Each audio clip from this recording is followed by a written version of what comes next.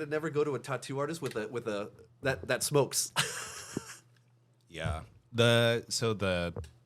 These ones up here were actually from a different tattoo artist, and then he did these ones and my leg. Yeah. But he was just getting older, and so I could just tell, like, when I was watching him tattoo, Right. like after a couple hours, like he'd be shaking his hand and stuff, Yeah. and I'm like, And okay, need a couple break here or there. yeah, Because that's like crazy. Yeah, That's like he ended very up- intricate. Yeah, so the first guy did, he moved up to like Arizona or something. Yeah. So I was like, okay, I think it's a good time now to be able to find switch. somebody. Yeah, Yeah, to find yeah. somebody new and consistent. So this dude was really expensive, but like it's just gorgeous. Yeah. I freaking love it. And I like So, there's two type of things about tattoos. So I like people that stick with one genre. genre. Yeah. Or I like the people, like for me, that don't really give a shit. Yeah. And get what they want.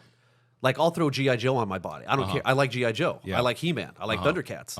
I like rap music. I like metal. Yeah. Like, I have my mom. I have, American flag because I love Nice. this country. Like, get what you want, man. Your body. Yeah. Do the fuck you want. Yeah. No, for sure. Can you hear yourself? No. You can't? Let's see. Number 2. Check.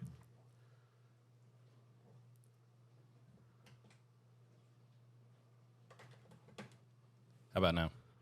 Oh, there we go. You sound good. Yeah. I was like, whoa, wait a second. Barry White just came on. Right. So Ramsey didn't want to keep the headphones on, and whatever you're comfortable with. No. But having the headphones on helps you understand how you hear. Right.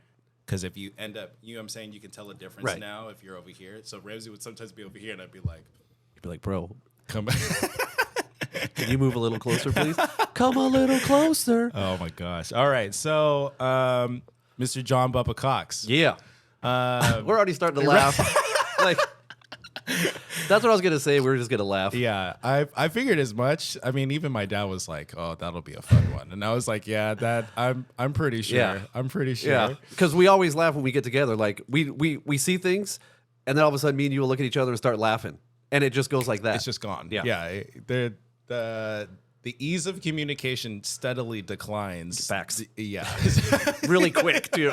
And I'm like the instigator, right? The 50-year-old man is instigating it. Sweet. Okay, well, Stephanie and I was telling Stephanie, I was like, oh, I think this talk with Bubba it's just going to be a lot of fun. It's not going to be like a deep and heavy conversation. I was like, from what I know about Bubba, he is usually the life of the party. True.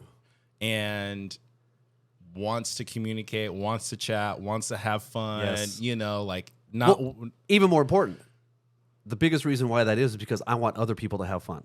Like my specialty is making sure that other people are enjoying themselves. Love Not it. so much me, Okay. but like when my friends come over, like Darren or anybody, they all come Yeah. into my house. I completely 100% make sure that they are having a great time. Their drinks are always filled. They don't have to do anything because I get joy out of seeing other people have fun. You like hosting then? Yes. Yeah. Yeah. Okay. In a certain environment. Yeah, Right. yeah. Okay. But I just love, and I it came from being with your dad a lot. Yeah. Right. Because that's the business that I got thrown into being with him, and I'm assuming we'll talk about that. Yeah. But I love putting a smile on people's face, like them saying, "Oh my God, that was the best time," which is why I had all the parties in high school, which again we'll get into because that's we'll get dude, into a so lot. many funny stories. Yeah, we'll get into a lot, but I just enjoy the sheer enjoyment of making people happy and having fun because it fulfills me on like a deeper spiritual level where I feel great. Yeah. And I love that. It's fulfilling for you. 100%. Yeah. There's the what's that term, like ikigai or something like that, where you find I've never heard that. It's like, so it's a combination of I think it's a Japanese thing, but it's a combination of like you finding out like what you're really good at, things that you love, what's good for other people and benefits the world. Right. And if you find like your career fits and touches all of those things, that is called ikigai. Or I need to figure that out. We call that superpower. Right? Exactly. Yeah. Right. Like you have a superpower and you have a kryptonite. Yeah. So I was like, okay, that makes a lot of sense of like, what do you do for work again? So I am the national director of sales for a tech company. So we work with all the mortgage companies and all the realtor companies across the country. So I deal with all the enterprises. So I deal with all the C-level executives at the mortgage companies Gotcha. to use our software. And then I explain it to, their whole staff and their loan officers to show them the benefits of how to make more money and be profitable in the mortgage industry. Okay, gotcha. Right. Are you able to use I'm just curious, are you able to use your humor at all in any of these conversations and with people? Like, how do you insert Bubba into that role? Well, it's funny because I gauge everything by conversation. Okay. And I kind of learned it a little bit better when I was doing acting class. Because I always wanted to be an actor. Yeah. I thought that was great that they can play different roles. So I took acting classes for a long time. Okay. And I learned how to read off of what they're saying. Yep. Like if you came at me and you were going, "Hey, Bubba, how's everything going today?" I would go, "Oh, it's going great, Kyle. How's everything with you?" But if you came at me like, "Dude, yes, you match. You playing tennis back and forth." So when I'm on the phone or a Zoom call or talking to a client, I gauge what they're saying. Like the first time that they throw out a cuss word, like, "Oh my God, I can't believe this shit, this and this and this." I'm like, yeah, that shit is just like, I'm just matching them, right? So I come out keep talking. I come out by how they are talking and how they're referencing things. Okay. So it's usually gauged off of that sometimes the Bubba comes out, or even funnier, our system kind of integrates with like Facebook. Okay. So I show them on sometimes demos where the process works, how it works, right? Like this is how you can integrate it to Facebook. So when I do it and post it to my Facebook, it'll show up on my Facebook and it'll say John Bubba Cox. And they'll go, "Your middle name's Bubba?" And I'm like, "What do you want me to do, man? My dad's from Texas." Like, that's just the norm, right? It's just the norm. And they go, well, how did your dad get that? Like, I'd go, okay. His favorite player back in the day was Bubba Smith, right? Okay. And so he didn't want to call me Junior. He just said, "Hey, you're Bubba," like as soon as I was born.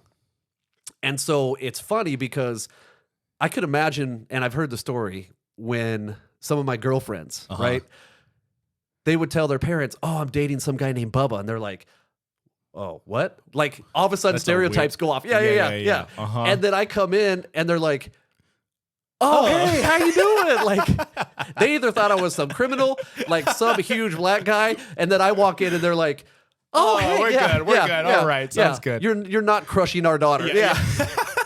If you know what I mean, right? Yeah. But they're like, "Oh, okay." And I'm like, I don't know how to respond to that. Like, okay. I'm like, "What'd you tell your parents about me?" Like, what's going on here? I like this guy. What's his name? Yeah. Bubba. Please, can you tell me more about him? Yeah. I'm a little concerned. 6'5", 6'6"? No, he's 5'10". Yeah. Maybe 5'10". But it's funny. So that's how that all came about. So the personality of Bubba comes out when I feed off of what you're saying and how that conversation is going, because the majority of the time I can be very serious when I have to be. Sure. And the filter doesn't get turned on as far as like putting my personality out there. Okay. No, that makes sense. Yeah. Okay.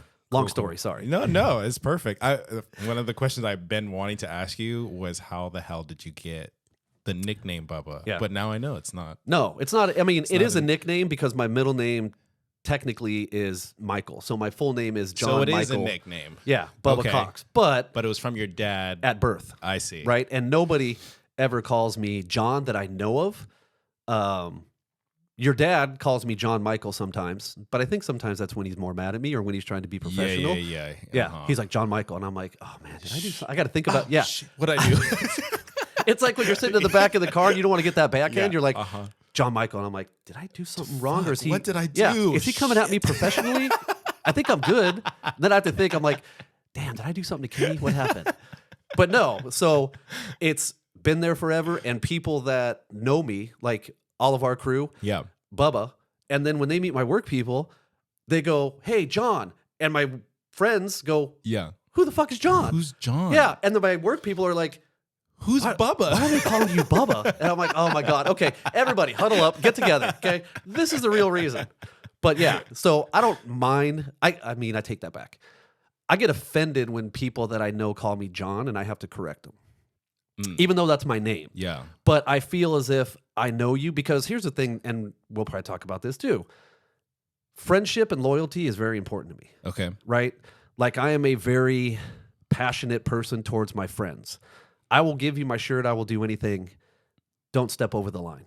Right? When you step over the line, it will take me a while to accept you again. Exactly. And it's bad because as, I wouldn't say I'm religious and I need to go to church more, But part of the conflict that me and the man have upstairs is little things like that, like forgiving people for doing that, Yeah. like transgressions, because they may not mean it. Mhm. And so it's a constant battle of me talking to him and him yelling at me Yeah. for like, dude, you need to like just apologize, or you need to just forgive this person Yeah. and just let it go. Mhm. But I hold it in. And so that's kind of the battle sometimes of that, yeah. because friendship means a lot to me, like Yeah. a lot. And I don't have that many friends. I have associates. Two different things, Yeah. right? Two different things. Yeah, no, I hear you. I talking to Ramsey, I told him a situation where a lot of the friends that I made in college, which are usually, at least I think for most people, usually in college or the 20s of when whatever friendships you have at those times Yeah. last forever. I basically lost all of those friends Yeah. because of a situation. Right. And They weren't your friends. no, exactly. I learned that they were very much associates, Yeah. you know, and if I wasn't in line with what the associates were doing, then Right. goodbye, Yeah. you know? And a lot of so- people, and I'm not going to get into politics or anything, but a lot of people are that way now towards politics. Yeah. And Like, I wish it you're was one just, way. I thought I don't know, thinking politically, even going back to like junior high is when I think politics first started to come into Yeah. my mind of like, oh, it's just like, this is what you would prefer, Right. but just leave it at that. Right. You know, it's not your lifestyle, Right. and it's not like, I don't know, the culture that you live by all Right. of a sudden, you know, like you're still you still have things that you like to do and so on and so forth. So yeah. And it's funny because the majority of people, they're not left or they're not right. They're just common sense, right? Because there's a lot of things that I like that happen to be on the right. There's a lot of things that I Yeah. like on the left. Mhm. I don't think anybody, and if you are super diehard where you believe everything that one side tells you or another, you need to walk 2 steps back and take a look in the mirror and just start. You're basically a part of a cult at Exactly. that point, Yep. you know. Yep, because it's a shit show on both sides, right? And not everybody has the right idea.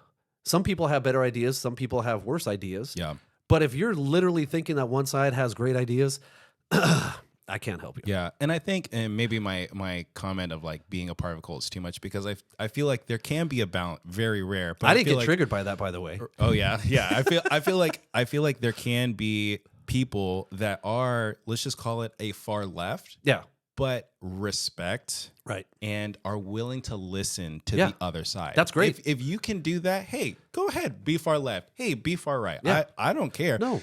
Was Ramsey said something important the last time, and he said it doesn't cost anything to be nice. Right. And I'm like, okay, that can apply love to that.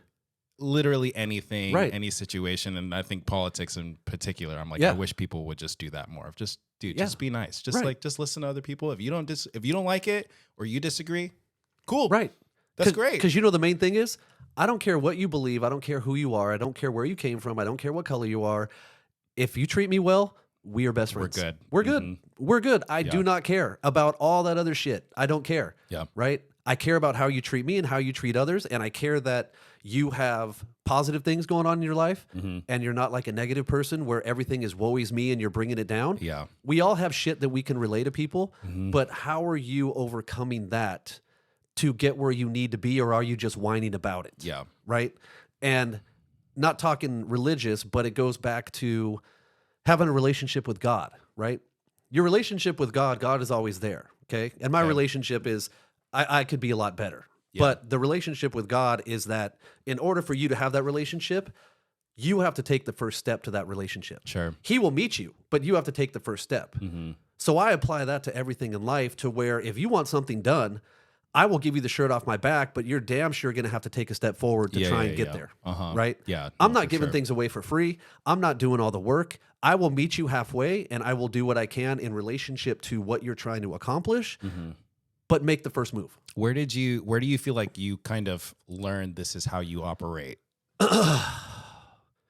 Well, there's a lot of them. So your dad, all of our friends, right? Because not every one of our friends came from a great situation. Sure. Right? Not all of them had two parents living in the home. Mhm. Not all of them had cozy lives. But to see where they are all at now, and every one of them is successful in their own right, whether it's your dad, whether it's Ramsey, whether it's Darren, whether it's Abu, whether it's anybody, Mhm. they're all very successful, and they didn't let anything get in their way to stop them from being successful. Yeah. And having role models like that when I was younger, because you got to realize all these people were older. Your dad's what, 53, 54? Something like that. Yeah. So when I met your dad, I was 11, Dang. right? He was 18. Okay. And that's quite Why a is difference. an 18-year-old hanging out with an 11-year-old?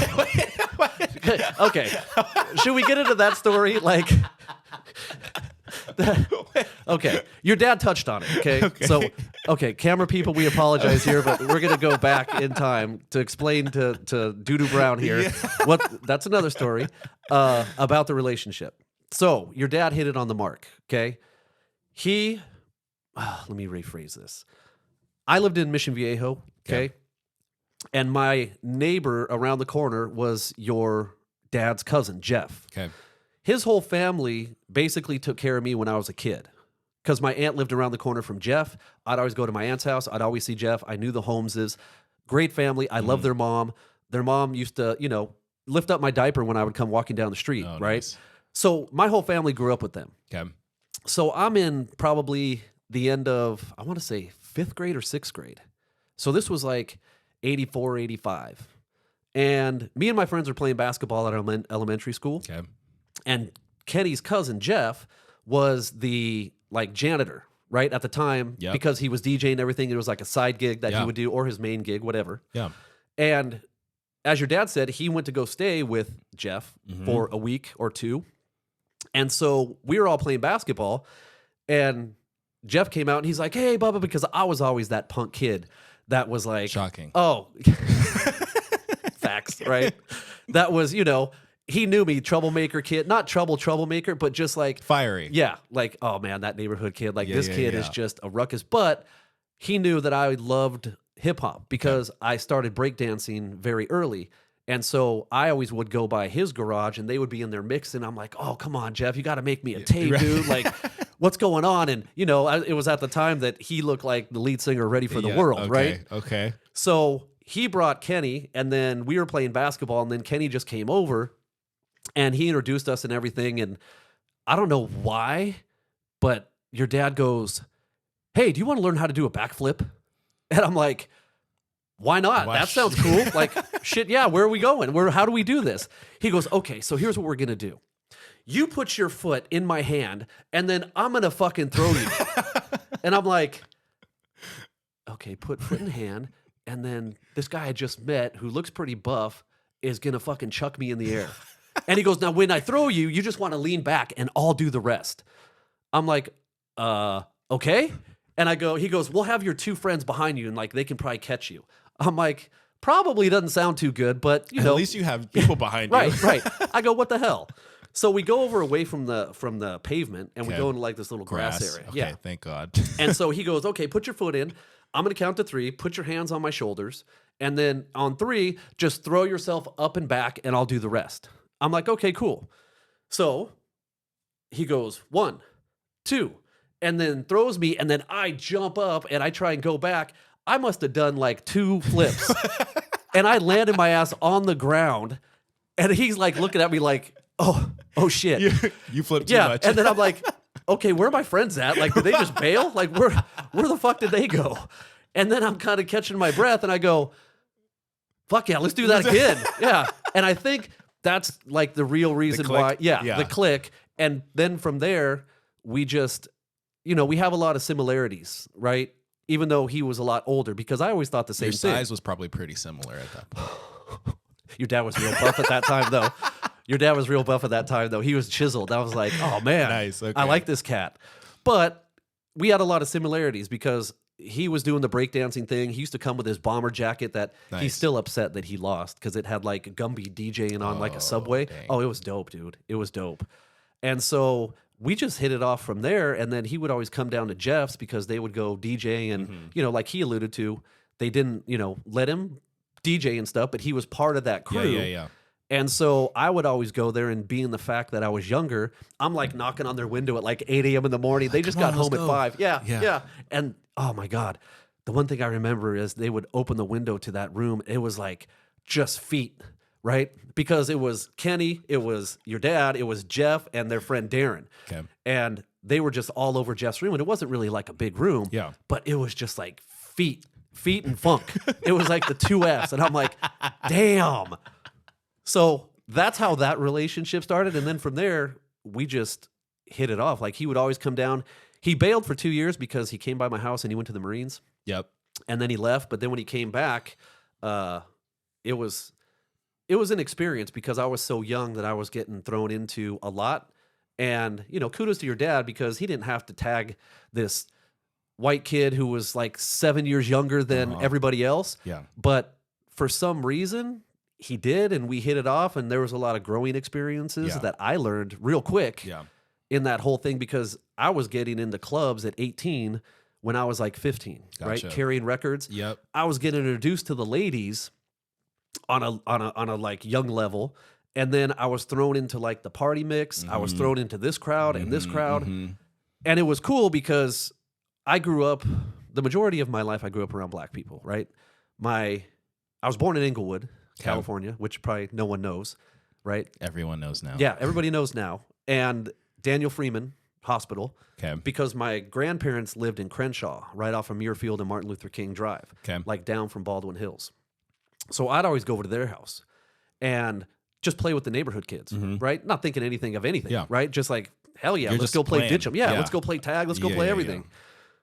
So I would grow up around there, but then as I started to become more conscious of things, I started to become more respectful in the black houses I was at than the white people's houses. Yeah. Right? So my first elementary school friend was Bobby, right? Bobby, black kid. His mom didn't take any shit, right? She was just like the foot down, don't smart off, Patty Joe. I still talk to her. I still consider her my mom to this day, right?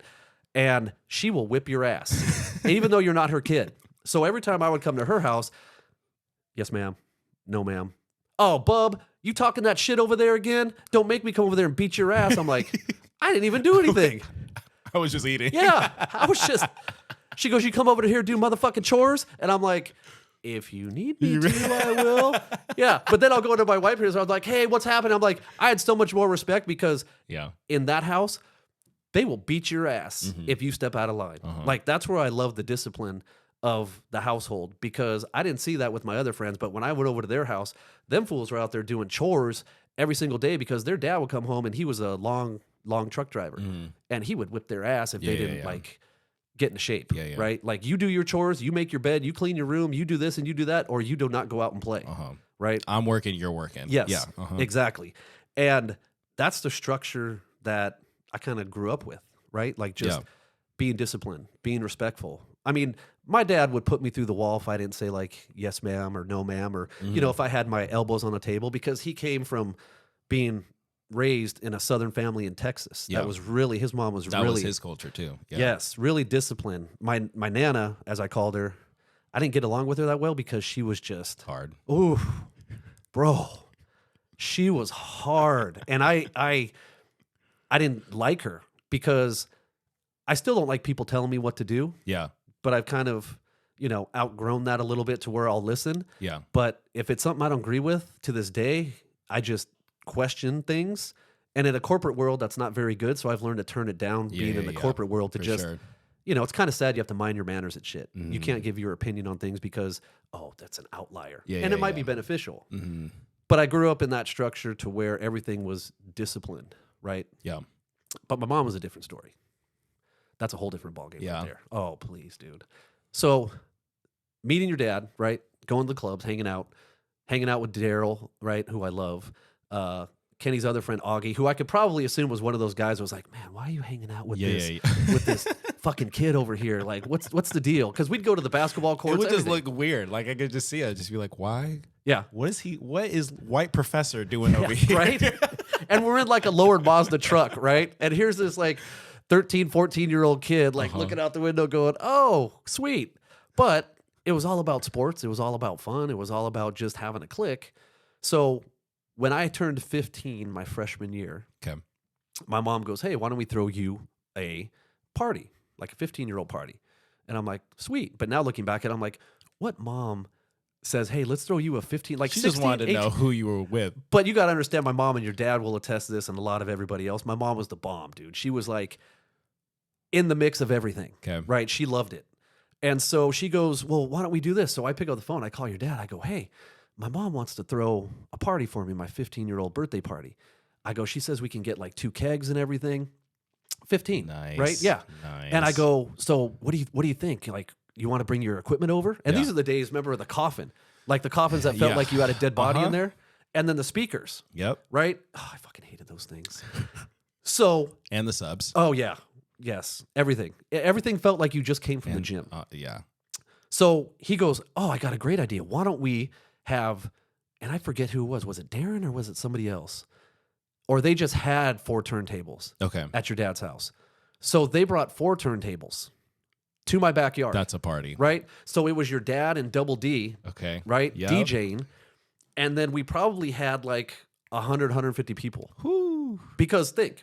So it's a pretty packed house at that point. Oh, no, but you're going to laugh. It was your dad's friends because they were kind of my friends, even though they were older. So you get like LeBron, Ronnie, all of that crowd. Okay. Then you get people that were coming from El Toro that we were friends with that we'd start hanging out with from like the clubs or playing basketball or whatever or football at La Madera.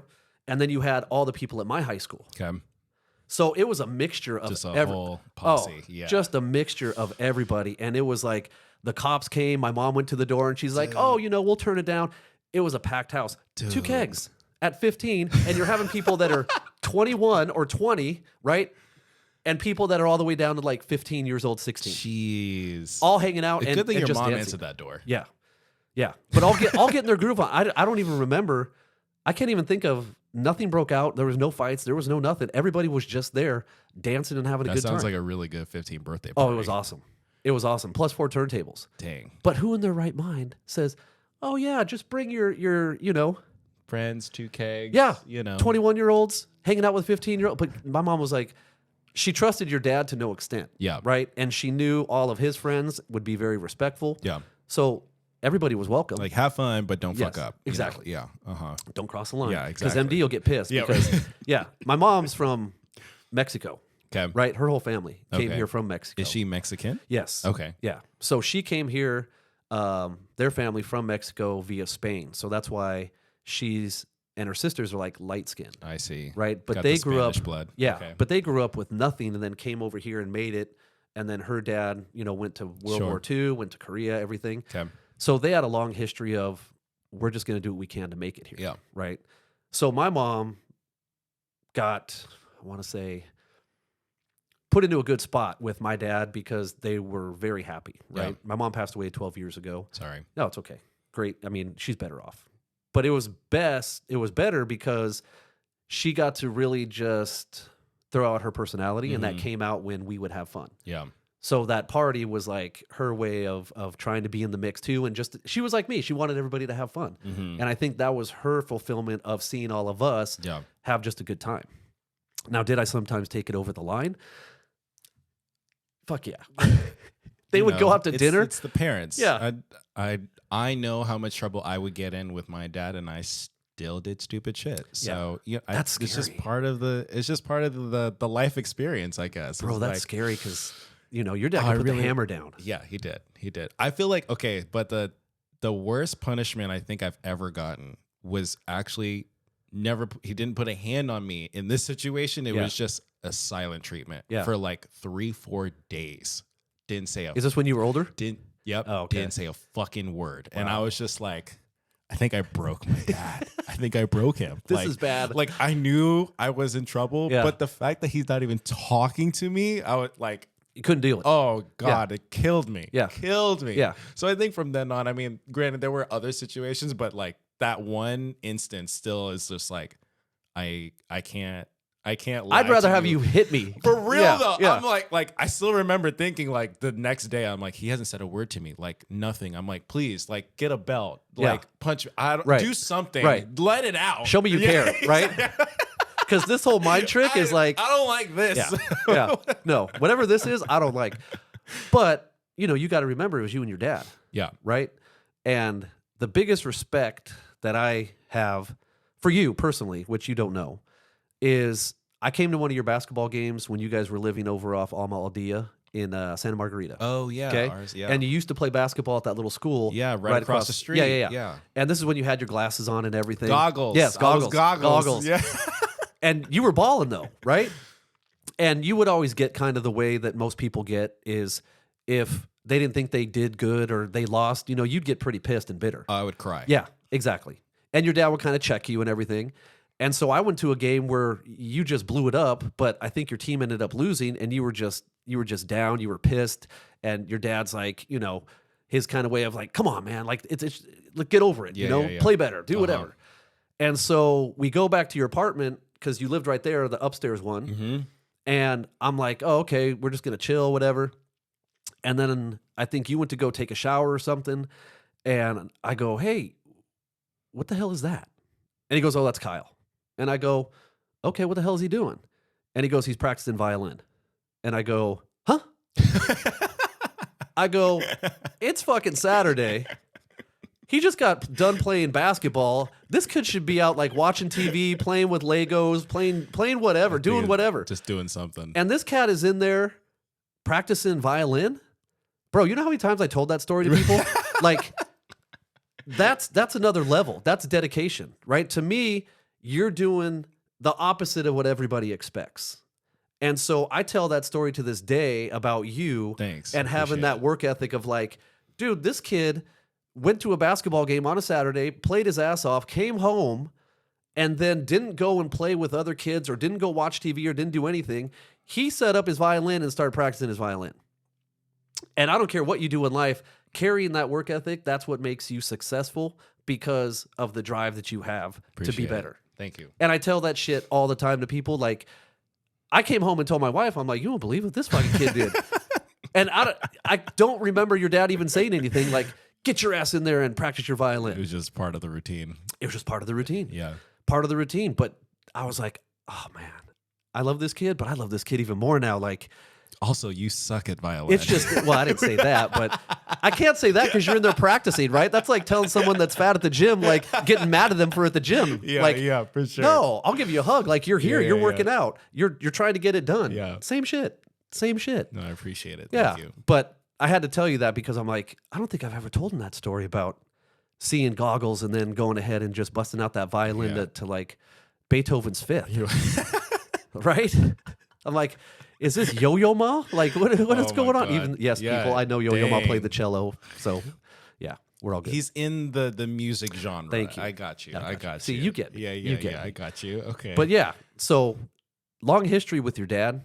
And he's probably one of the people that I respect the most because of what he had to come up as. And I don't mean like rough. I mean, I was there when it was hard times, but the whole thing about your pops is that he continuously had a vision and a dream of what he wanted to do and then didn't let anybody get in his way. Mm-hmm. Like, he loved DJing, he loved throwing parties, he loved doing the nightclub thing, which is going to transcend hopefully into something like after he retires. Yeah, for sure. But he didn't let anybody stop him. Now, there were tough times, like, sorry, Kenny, it's not going to be bad, but being the fact that I was like the token little kid, white kid, right? Yeah. So him and Daryl lived up at Sycamore Lane Apartments. Okay. Right? And, I need to get Daryl on here too. money was lean. Okay. Right? And so I'm up there and I was always, crushing it on the turntables, and I don't mean in a good way. Like, it sounded like You're practicing. Yes. And my practice sounded like Vietnam, as we used to call it, right? Like, it sounded like gunfire going off everywhere on my mixes, like, and then your dad would just be like, "Oh yeah, that sounds good. That's great. Yeah, You're getting better." At that point, I just like gave up. I'm like, okay, I'll stick to dancing. Yeah. But we would go up there and, there was like no TVs. We would just have the DJ booth like set up over here in the corner. So you could just come, pull records up. And this is when you actually had to go through records. And exactly. Like, and we would try and alphabetize them, right? And then carry, that's what I hate about your dad too, to go off note. Your dad all the time had to fucking live in a 2-story apartment where you had to carry shit upstairs. And it was like, like, bro, can you just get a downstairs apartment? Like, just get a garage. Yeah. Let's just dump everything in the garage. And this is how back in the day, you got stronger because you weren't carrying one crate. Because when I was growing up with them, I'd carry one record crate by the side. Right. Now, as I got older, I'm like carrying 2 like this. And I'm like, oh, I got this. And then carrying that shit upstairs, I'm like, brother, just get it downstairs, man. Yeah. Get it downstairs. But we were up there, and Kenny and Daryl go, hey, Bubba. They go, we need you to do us a favor. I'm like, yeah, like, I love you guys. Like, I was always enamored because they were always older. Like, why would you want to hang out with me? Yeah. And I'm like, yeah, whatever you guys need. And they go, we need you to go talk to the landlord in the landlord's office and tell her that we're just going to be a little bit late on rent. I'm like, okay, cool, no problem. And now I look back and I'm like, I don't even live here. Here's this like 15-year-old white kid coming in to talk to the landlady. Hey, 312 is going to be a little late. Right. I don't live there. It's Yeah. my friends. It's Kenny. Yeah. I just want to let you know. Right. It's going to be a little late. Yeah. Who the fuck is this? Like, so I go up to the office and I open up the door and I still remember there's like the double doors with like the blinds and everything. Okay. And I forget the lady's name, but I walk in and I go, hey, how you doing? I go, I just came in to tell you that apartment number, Whatever. 408, they're just going to be a little bit late on their rent. So they just wanted me to come down and tell you. Thanks. And I just walk out. It's probably best that you just walked out. Though. Right. I mean, what questions was she going to ask me? Sure. Yeah, exactly. When? Yeah. When am I going to get the money? Yeah. And she's probably sitting there going, huh. The two guys in 408 are two black guys. And then they send this little token white kid down here to tell me that they're going to I guess it'll be fine. Yeah. Right? Yeah. What am I going to There's say a to little this white kid? boy that came over here. I think it will be good. Right. All right. What am I sounds going to say to him? good. I'll wait till the 15th. Oh, yeah. I think it was the 15th too.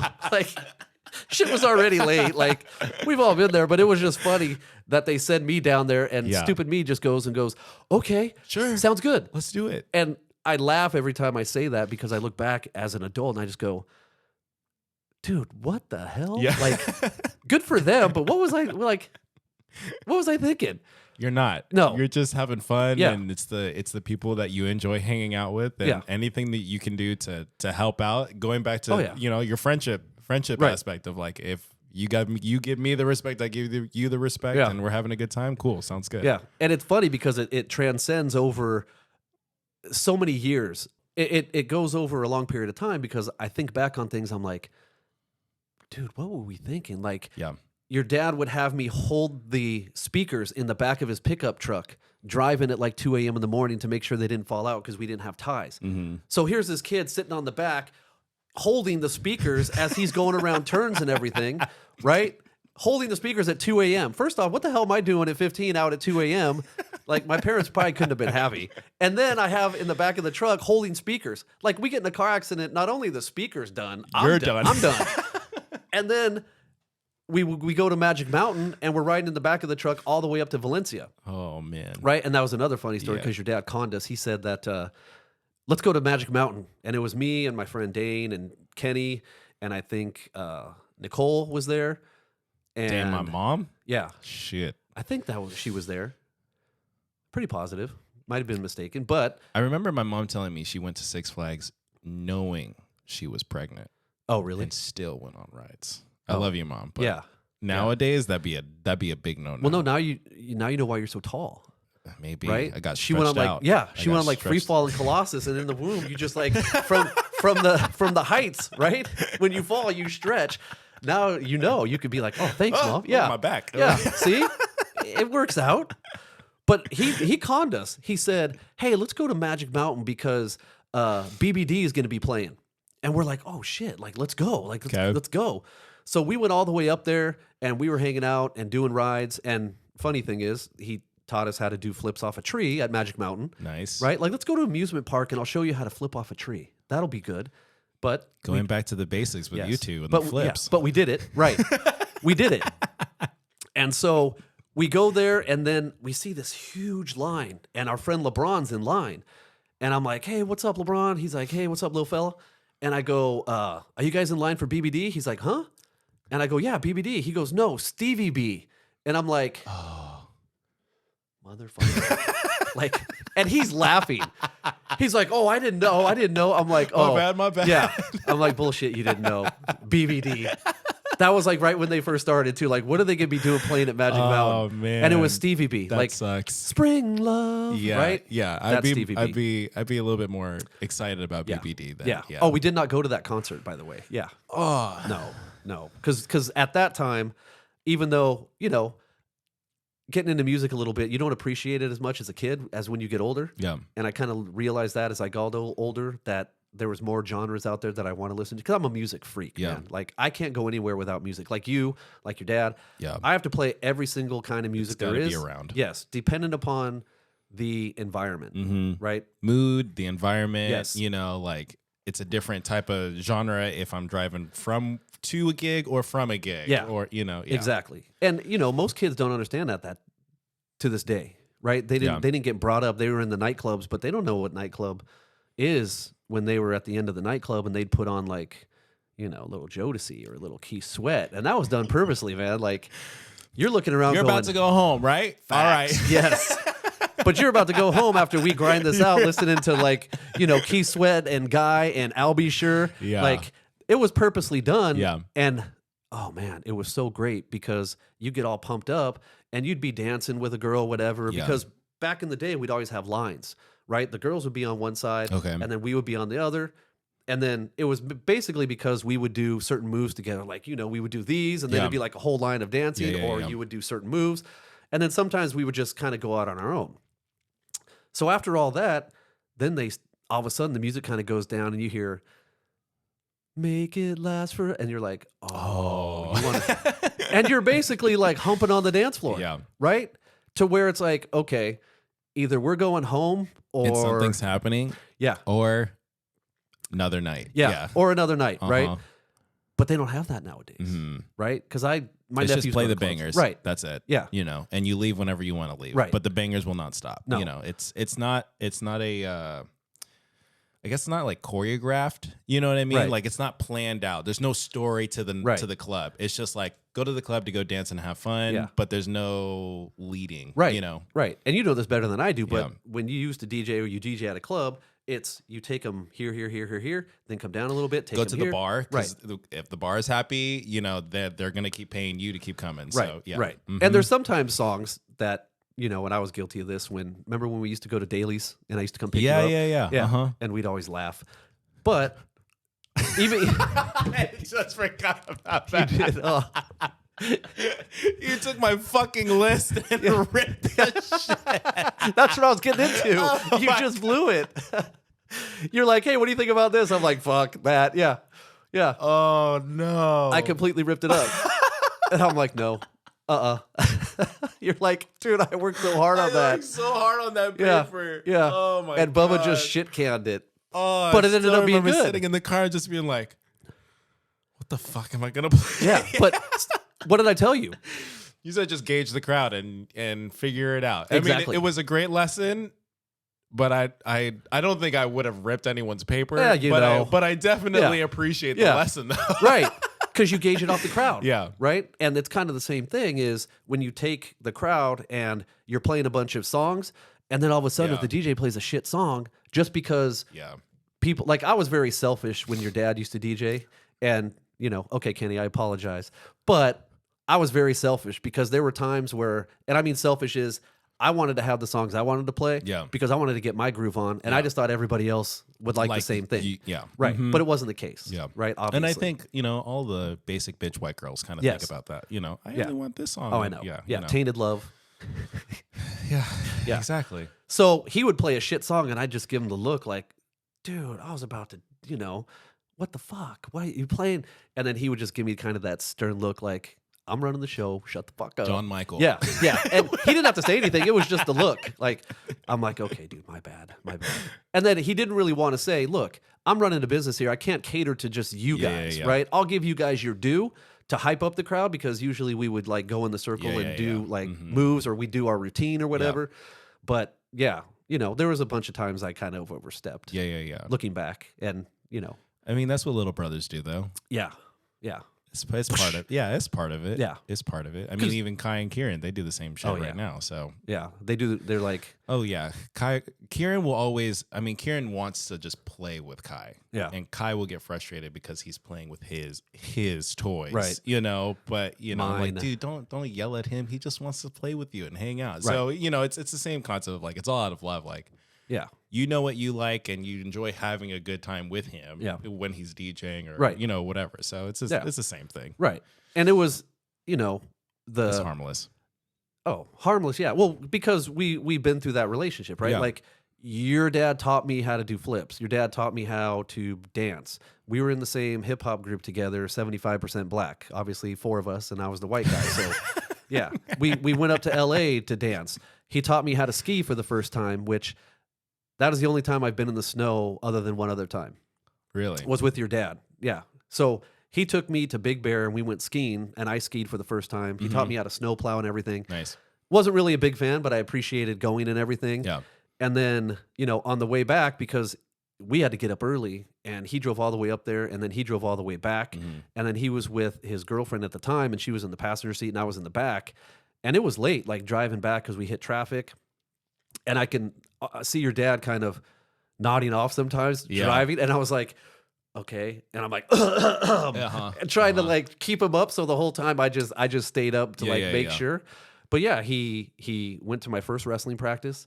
He taught me and your sister or your aunt how to drive. Right? Stick. Nice. We stole his car. He wasn't very happy. He's like, "What the fuck are you guys doing?" Yeah. Yeah. Is that the 3-day 3-day notice? Yeah. Is that what you did? You stole his car? No. He taught me how to wrestle, right? Even though I went to wrestling camp, he was obviously a good wrestler. Yeah. So he went to my first day of wrestling practice my freshman year in high school. Nice. Right? So all these things were with your dad when I was growing up, even though I was 6 or 7 years younger. Huge impact. Yeah. Right? Even to this day, it's still huge impact, which is awesome. So teaching us how to drive, doing this, doing that. It's like you said, like the brotherly kind of thing of showing because, he took me to my DMV test, right? In the Mazda. Dang. Right? So being there for all that. And then he has put me in some very weird positions as well. Like we went to go visit your cousins down in San Diego or Encinitas. Yeah. Somewhere around there. Yeah. And Carlsbad or Oceanside. Right around that. Yeah. So we go down there. I think it was Easter. And we're kind of late. So your dad just parks anywhere. And this is when he had the black Mazda that had the sexy DJ license plate. Gotcha. And we go into church and everything, and they're doing it. And mind you, it's probably 90% black church, right? Yep. And I don't give a shit. I'll go in anywhere. You're there. Yeah. I love it being there anyway. I don't care. And so all of a sudden, the pastor goes, "Oh, excuse me, everybody. There's somebody parked illegally with the license plate sexy DJ." And I'm like, and then your dad, you could see, like, I've never seen a black guy get red, but he like started to turn red. And then he gives me the keys and he's like, "Bubba, go move my car." And I'm like, "You want me? You motherfucker. Yeah, you want me to get the fuck up in front of all these black people at a black church, and I'm the only white guy, and it looks like it's my car with the license plate." And I can't DJ. Right. Do I look sexy, DJ? Like, they're probably looking at me going, okay, either this is the craziest white boy or he's just arrogant as shit. So I get up and I had to go move the car. And I'm like, oh my God. And mind you, the pasture stopped everybody, right? And then we get back to your Kenny's aunt's house, and they're just all laughing. Because they all know. Yeah. They all know whose truck that actually is. Yeah, right. yeah. Right. They're just all laughing. But it's just shit like that. Like we DJ'd your aunt's, I forget. This like aunt, a high school? No. This aunt, it was a house party. Okay. And this aunt lived up, I want to say, kind of by LA, but in between Orange County and LA. I forget where it was. And she had a son that was one of the dancers on Soul Train. Okay. He used to dance on there all the time. And God, I forget his name. Kenny would kill me because I'd always used to talk about him. And again, I was like 14, 15 years old. And they're bringing me in this house. And literally, again, I'm like the white boy in the house, everybody else, right? Yeah. In the game. Mm-hmm. And I didn't even give a shit. I was over at the food table, the buffet you're table. Just making yourself at home. Oh, making myself at home. I'm like out there like trying to dance because at that point it was still young in that career. So I just got over the whole breakdancing thing. So I'm trying to follow this guy, Alvin. I think that was his name, and your dad's going to laugh. That sounds pretty spot This fool on. was like taking his leg and putting it up to his head and doing all kinds of like dance shit. And I'm like, dude, this guy's legit. Like, how do I get like that, right? And so always going to like house parties at different things. And I didn't have like mirrors on. I didn't care. I just wanted to be part of the mix. And it was the atmosphere that I loved to be in. Yeah. And I was there with your dad. So they're like, okay, he's good. Yeah. He's good. Yeah. He's like, oh, it's Bubba. He's cool. Yeah. Yeah. It's fine. Yeah. And that's how it transcended because they would always know. So even when I was walking up carrying crates, the bouncers after They'd like be the first... Oh, what's up? Yeah. Yeah. But the hard part was getting into like the clubs in LA. So guess what we did? Your dad would give me his college ID. Oh, because there was no pictures back then. Oh, gotcha. I was like, there's no way you got away with blackface. Right? Hey, man, what's happening? Here you go, bro. What the fuck? You been in Antarctica for a couple years? Like, what the fuck's going on? But no, I would use his college ID because it didn't have any pictures. Gotcha. And their assumption was if you're in college, you got to be over good. 18. Yeah. So I used to get into the nightclubs with that fake ID. Nice. Well, not fake, but yeah. So we're using the OCC? Or is this Cal? This is not Cal no, State Fullerton. this was OCC. Okay, yeah. I was like, this isn't Cal State time. Because me and your dad went to school together when I graduated. Okay, and so your dad goes, hey, I'm going to OCC, and I wanted to go play volleyball because that's kind of what I played in high school after I quit football. God, I wish I played volleyball. After I got kicked off the football team, put it that way. Oh, gotcha. Okay. Yeah, that's a whole different story. So we went to OCC together, and dude, it was the funniest shit because I would go to his house in the morning, and we would take early classes. Okay. And so I would go to his house when he lived in the apartments off of El Toro, and then he would drive to OCC. Mm-hmm. But we would get in there, and he's like, "Oh yeah, just chill out on the couch for a little bit, and then we'll go to school." And that was probably like 7 a.m. Right? I'd wake up, it'd be like 11. Like we used to call that couch the fumes would come up and make you go to sleep. So we would miss school like there was no tomorrow. Shoot. Or we'd go to Jack in the Box and then go sleep in the car when we were in the parking lot. Yeah. But it was hilarious. I couldn't do the morning classes. I did that once for accounting. I failed accounting. Yeah. Failed it. It was a 7:15 class. Yeah. Nope. Never again. I was like, any class before 9 a.m., I can't take. You're done. I can't take it. Yeah. Yeah. See, I was a morning person. I didn't mind, but sleeping on that damn couch, it was like, what the fuck is in here? Like, I just lay down. All of a sudden, I'd be like, you putting chloroform on this thing? Like, what's going on here? And then I'd wake up and be like noon. You're like, fuck. Oh, man, I guess we missed class, Kenny. Bummer. Yeah. So that we did finally finish, which is good, right? But that first year, it was rough because the only days I would go were basically when I had volleyball practice. Because I'm like, okay, I know I have to go. Yeah. And I'll drive. Right? That way I'm going to make sure I don't sleep on that like chloroform couch you have and wake up for school. Did you play volleyball at OCC then? So I played volleyball at OCC, but then our coach got fired for some reason because we had a preseason. Okay. So during the preseason was like September to December, and then men's volleyball started like February. So we went through all the practices, all the training, everything, and then our coach got fired. And so we didn't even have a coach. I'm like, dude, I'm not going to have... And the coach they were going to bring in, I was like... he's like a sub, you know? Yeah. He coached the women, but I didn't really like his way of coaching. So I'm like, dude, I'm out. So I took a semester off from December to like June and just worked. So I worked at Edwards Theaters. Nice. Right, with my Free friends. movies. Oh. Nice. Yeah. Oh, dude, it was a lot more than that. Yeah. Free a lot of stuff. Well, yeah. Well, no. So we used to resell the tickets. Dang. Yeah. So here hustling. What would happen? Everyone's hustling. What would happen is like, you know, when you used to go to the movies back in the day, they'd give you like a color ticket. The color ticket would tell you what movie the person was seeing as you were the usher, right? When you were coming in. So I was the ticket taker. Okay. So I would have ripped tickets in my pocket of different colors. Okay. So a movie would come out like Cliffhanger with Sylvester Stallone. Okay. The whole thing was packed. Yeah. Okay. So people would come in and then I would keep their ticket, put it in another pocket, and then give them their rip ticket and go, okay, it's right down there. So then I would take the regular ticket I see. and then go to the box office and they would keep reselling the same ticket. So we'd probably get out of there with like $200 nice a night. That's a good amount. Right. That's a good amount right there. Right. Shoot. Yeah. And then after the movies were over, we would stay and we would invite our friends over and have like beers put away in the coolers where you get ice. Yep. And then we would have parties in the movie theater and watch movies because nobody else was be there and my friend was the manager. Yeah. Oh, yeah. Friends and manager, you got the ultimate hookup right there. It's done. It's 100%. A wrap. Yeah. So I worked there and then I went to Santa Barbara City College and that's where I played volleyball. Okay. Yeah. And then I played on the beach. What got you into volleyball? Because that's one of the sports that I wish I been played. good. Oh, I fucking wish I played.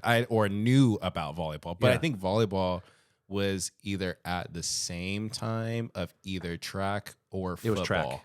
Yeah. and I was doing track. Yeah. Now, granted, if I had learned about volleyball, I probably would have done that. Oh, Over you would have track. been great.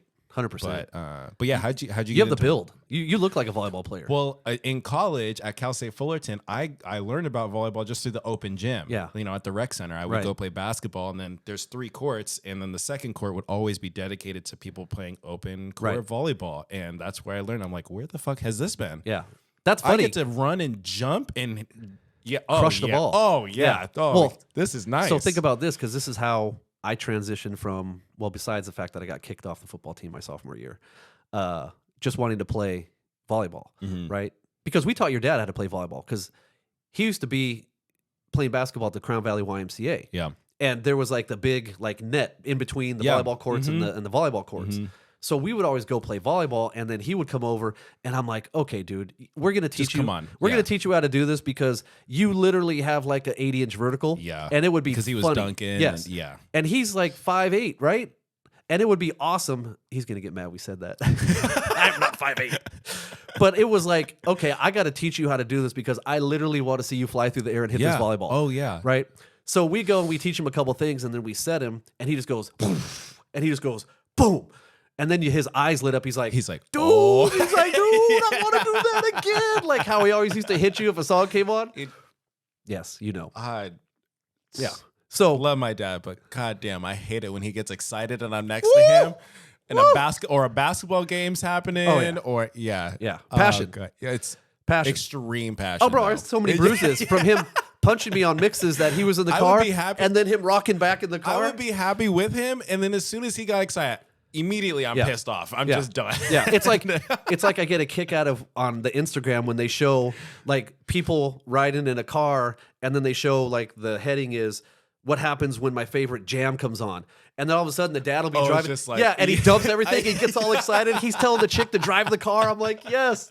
When you hear a good mix, that was like totally it. Like you would be bouncing, and your dad would be hitting me, and I'm like, dude, like, yeah, I got it. I get it. Yeah. It's great. Yeah. You don't need to hit me. Oh, but it was so funny. So all my family played professional volleyball. Dang. So my uncle played in the 70s and 80s, and he's one of the all-time biggest hitters on the beach volleyball. That's crazy. Right. So he played with like Wilt Chamberlain, right, on the beach. Dang. He played professionally indoors. He could hit both hands. He had like a 42-inch vertical. Shoot. Yeah, he was a bomber. He was on the UCSB national championship team when he was there. That's So awesome. yeah, so I used to go watch him play in Laguna, because he would play the Laguna Beach Open, Yeah. and I'd go watch him on other occasions. And then my sister ended up playing volleyball, and then she went on the women's professional tour. Nice. And then her partner was Gabby Reese Jeez. from Nike. So she was Yeah. sponsored by Nike in Oakley. That's crazy. Yeah. And then I started to pick it up probably when I was in 5th grade, and started to do club volleyball, because club volleyball wasn't $80 million back then. So I started to play, and then I started to play more on the beach. And then when I got into high school, my friends really introduced me to the beach game on a more like You experience playing level. like doubles? Yes. Yeah. Yeah. And it really is the greatest game, the beach volleyball, because as a player, you have to do everything. Yeah. You can't just do one thing like indoor. Yeah. You have to pass, you have to set, you have to hit, you have to play good defense. Yeah. You can't hide out on the Yeah. beach, right? And you're covering a 30 by 30 court. Yeah. And the good part, what I realized on why I didn't care if I got kicked off football, because I played football my whole entire life and stopped when I was like 15, right? Is, do I really want to go tackle men 2 times a day in 90-degree weather with pads on? Or do I want to go down to the beach and check out chicks at bikinis and be able to hang out with my friends and have a good time? Yeah. I'm like, Yeah. no brainer, because for real. that's one of the things with me back then. Oh, dude, the ladies. Yeah. That's why my decision to volleyball It was really done. Yeah. Yeah. Yeah. So I can get tan and bronzed, and me and your dad always loved working out, like Yeah. jacked, and I could play volleyball. And your eyes will never see enough. No. So the beach is a great Yes. area to go. Yeah.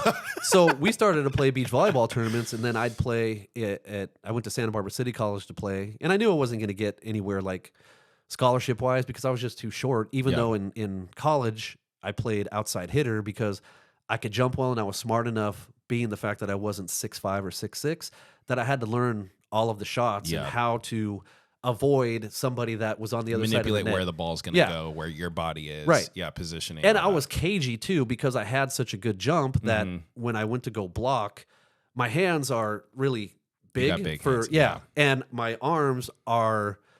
If I stand in the net, I'm touching 7'11", Nice. and I'm only 5'10". Yeah. So with my You jump, got the reach. yeah, they didn't expect it, and then I'm getting like this over the net. So it was kind of deceptive at first. Yeah.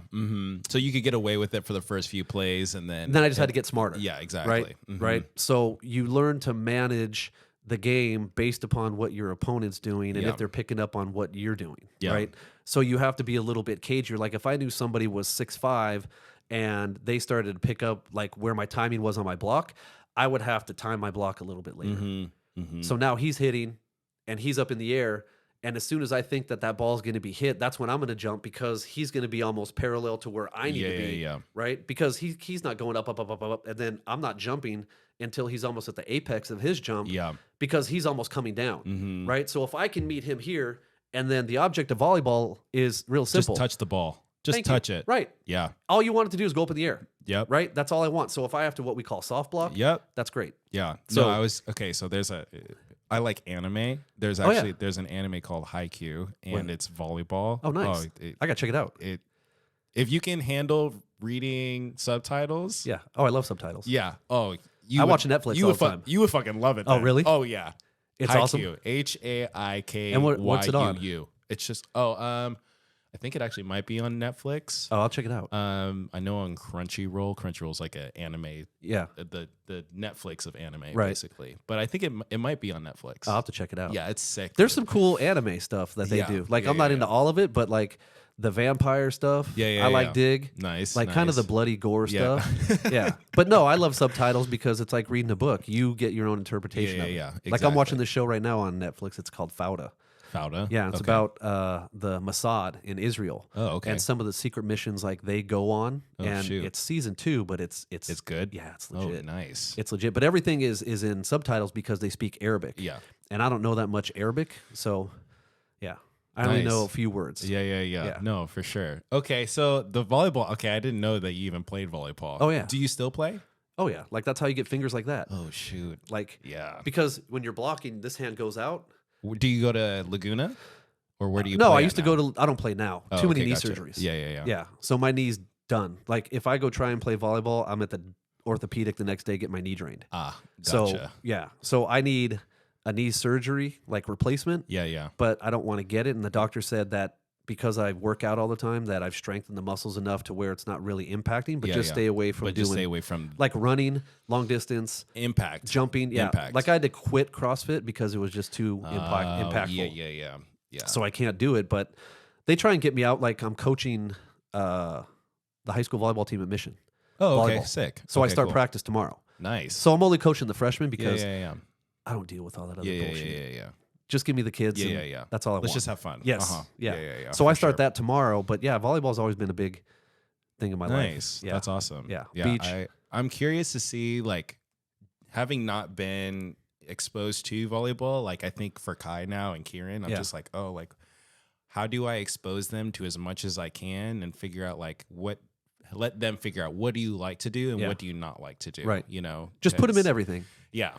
And you have to gauge that because in this era, because I coached all my kids' sports when they were growing up, Okay. soccer, and then I got to the point coaching wise where if I didn't know the sport, I was humble enough to walk away because it wasn't fair to Sure. the kids. Yeah, yeah. Right. So I got them to a certain level, and then I'm like, okay, I'm not the one that could take you to the next level. Should you want to go there, so I have to back off, and I'm Yeah, going to yeah, give you guys like a good coach. Yeah. But expose them to everything Okay. because you never know what they're going to like. Yeah. And if they don't get exposed to it, then they may find something that they really don't like, and then it's kind of a waste, right? Because you end up spending money. Like for my daughter, she played soccer, and then once I passed her off to the other coach, it just didn't work out where she lost the passion for soccer, even though I dumped like, $12,000 into club soccer. Yeah. For So sure. before putting all that investment into it, just get them into everything Yeah. and see what they like. Yeah, It might yeah, be yeah. bowling, right? Who cares? Find their passion. Like, Yeah. I don't care what you do in It life. could be some art. It can be Yeah. chess. It can whatever you want it to be. Right. But just find whatever you like. You know. Right. You And know let's this. do that. Yeah. Look at your passion. Right. Yeah. You're doing your passion. Yeah. Right. So every exactly. day is not like work. No. Right. No, I definitely enjoy what I do each Yeah. day. So Because a lot of people, they do work to provide this, yeah, and it becomes miserable. yeah. So I always tell people, look, go find your passion. Go It's find that what you're good at. ikigai thing I was telling you about. Yes. Yeah. Right. Right. But how many people can find that? Yeah, it's hard. It's hard. And I get to like based off of like previous generations too, of like where at least when my dad was talking about my grandparents, Yeah. is like a lot of it was like you're just trying to survive. You're Right. trying to provide. Right. And that's okay. Like maybe the ikigai is like more of a mental thing that you're trying to like, okay, how can I find enjoyment out of what I'm currently doing? Right. Because I need to put food on the table. Or I need to have a roof over the Right. house. Bills need to get paid. Exactly. Right. I can't just have fun and just live the life. Yeah. So I think there's a good balance of like, yes, you need to understand that it can be work, but learning how to find like the happiness of Yeah. like and contentment and whatnot in whatever you're currently doing. Yeah. So And I tell your dad all the time, we have conversations, and I said, look, I'm like you because I know him, and there's a lot more that we can do. There's a Yeah. lot more that we can offer where we're almost like stagnant sometimes at the jobs we're at because Yeah. there's so much more that I want to give and I want to do to help people. Mhm. And people kind of look at me like, oh man, like really? Yeah. Like, but they understand. Like a lot of people want me to run for city council in Mhm. Mission Viejo Oh, because nice. I've lived there my whole life. Yeah. I know everybody. Uh-huh. Right? I walk in and they're like, "Oh, Mr. Mission Viejo." Yeah. And I don't say that to be like arrogant, but Yeah, that's when you that's live in how an it area, is. right? That's how it is. But it's just, and I would love to do it, but it's just finding that time because my Sure. passion is basically, I love helping people, Mhm. right? As much as people don't think I do, I love helping people. I love when people benefit from me helping them to Yeah. improve their situation. I love making sure people are having a good time. Yeah. And I want to do what's right for the majority of people. Yeah. You right? want to be a positive influence wherever you go. Right. Like this is totally different from the people's perception of who I am. Like, for example, when I went to go visit my sister, she's like telling her friends, oh my God, my brother, he's like this total Trump guy. Like he's like this way, this way, this way. And then when they meet me, before they met me, they were thinking, oh God, who are we going to see here? Like, yeah. Uh-huh. and then when they meet me, they're like, this is not who I was 100%. expecting at all. Yeah. Uh-huh. Yeah. And it just goes back to preconceived ideas of how you think somebody should be. Yeah. Like I was at the gym the other day working out, and this kid came up to me and he goes, "Hey, I'm sorry to bug you." He goes, "Because you look really intimidating, but I just thought that, maybe I could pray for something for you." And I'm like, "That's awesome, man. I would love Uh-huh. for you to pray, but I want you to pray for everybody in this gym. Like, yeah. let's just pray for them to get better." Yeah. And he kind of looked at me like taken back, like, I did not expect that response. Yeah. And I'm like, he's like, all right, cool. dog, don't judge a book by its cover, Uh-huh. right? Yeah, I'm not yeah, yeah. intimidating. I'm just focused. Yeah. And so people get sometimes a preconceived notion because I believe this or I believe that. Yeah. But that's why I wanted to get into politics Mm-hmm. because I've come from so many different places. I've had so many different friends Yeah. that I just want to help the majority of people because a lot of shit that's going on ain't helping anybody, Yeah. right? A Ain't lot of helping it is anybody. toxic right now. It is. Yeah. Well, I always say this example. Who's your favorite football team? I mean, Or who's your favorite basketball team? About Lakers. There Okay. you go. All right. Okay. So let's just say the Lakers. Okay. They go, and what do they play? 82 games? Yeah, I think so. Okay. So let's say they go 0-82 for 5 years in a row. Dang. They never change their coaches. They never change anything. They make the same draft picks. How pissed would you be? I'd call them insane. Right. Yeah. And you'd be furious. Yeah. Okay. So why then, if nothing changes, are we still having the same elected officials? Yeah. Like, I don't care what side it's on. Mm-hmm. I don't care. Yeah. If they're not doing their jobs, get them out. Yeah. If my situation isn't improving, but they're talking shit on how they're improving me, get them out. Yeah. Because it relates to sports. If my football team, the Cowboys, went 0-17 for 5 years in a row, I would be screaming to get that coach yeah, fired. for sure. For Right? sure. And the majority of common sense people would. And that's the whole thing that I hold everybody to. If you're not doing your job, you need to leave. Yeah. Because if I didn't do my job at my work, I'd be fired. Yeah. Right? If you went and you If did you're a not making wedding, any progress, yeah. if you did a wedding, completely shit showed it, And did it edit it? right? Just let it go. Do you think they should keep you? No. Right.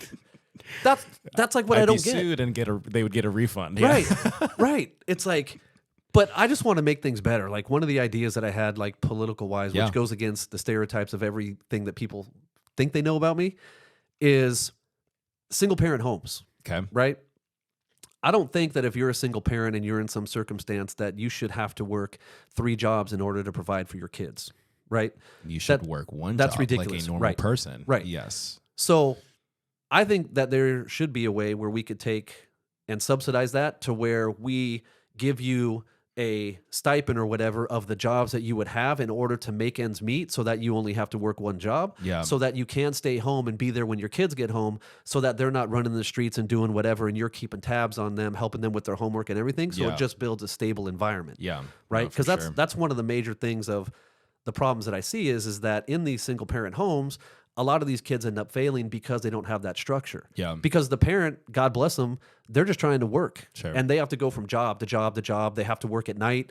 Nobody's monitoring the kids, but God bless the parent for trying to work hard. Yeah. So why don't we do something for them? Because again, it goes back to that relationship with God. You make the first step. Yeah. And if they're already working 3 jobs, let's figure out a way that we can help them. Yeah. And I think too, I mean, I know a couple single parent parents right now, and I love my kids. There's no way I could emotionally survive. Right. two kids at the same time alone. Right. Oh man, that would be rough. Right. But imagine working 2 jobs. Yeah. How do you handle that? How do you pay for daycare? Who's watching your kids? Like I have no idea. Shoot. Well, like the daycare that we pay for Kai and Kieran, it's Monday through Friday. Buku. Yeah, Buku bucks. Yeah, it two racks. Yeah. 2 racks a Woo. month. Woo. And that's cheap. Woo. That's cheap. And you see, now if you come from a low income housing, how are you providing that? Yeah. Yeah. And I think so like the opposite. So I'm playing Devil's advocate. devil's advocate is I'm sure that there's got to be some kind of way to make sure that whatever benefits you're trying to provide go directly to the kid and not to the parent, though. Right. Because, you know, there's situations where it could be, it's just a single parent literally just making a terrible decisions, Right. not being responsible. And then you got the other side where they're busting their ass and doing everything that they can. There's Right. got to be a way to count, measure. You know what I mean? Like if you're doing X, Y, and Z, and if you're not doing X, Correct. Y, and Z, you aren't getting this. Right. It's going directly to your kid. Yep. Then there's no way And- you're going to see a benefit of it, No. but your kid will see a benefit. Yeah. You know? Right. And you know, there's probably ways where, you know, if that came into it where you can go ahead and measure that. Yeah. Because we do want to make sure the kids are taken care of. Yeah, and I think ultimately that if there was a way that it ensured that whatever the program or programs are, it Right. only brings benefits to specifically the focus is just for the kid. Right. Ultimately, the parent should be happy with whatever you're Right.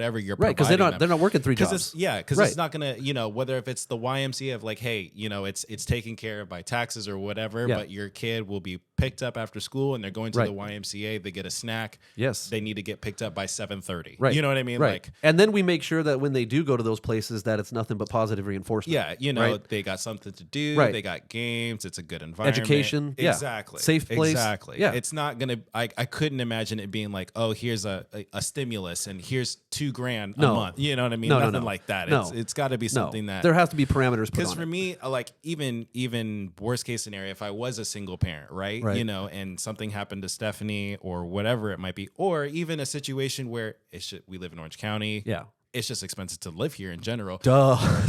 You know what I mean? Like, but if there was something where it's like, oh, like, hey, you have the option of whether if it's through your healthcare or whatever the package would be, is this affects Kai and Kieran are able to get this, Yeah. you know, Right. or some kind of consistent thing that it benefits them. Yeah. I'd sign up. Sounds Right. good. Because think about this too, is if you had that, and even though you don't have to pay those ducats to like have daycare every week, Yeah. imagine if you didn't have to pay that and your kids were still taken care of. That money somehow, some way would just get recycled back into the economy. Sure. Yeah, right? exactly. Or like, Or you I would don't know if invest it it. was a sport or some kind of like athletic thing or some kind of community.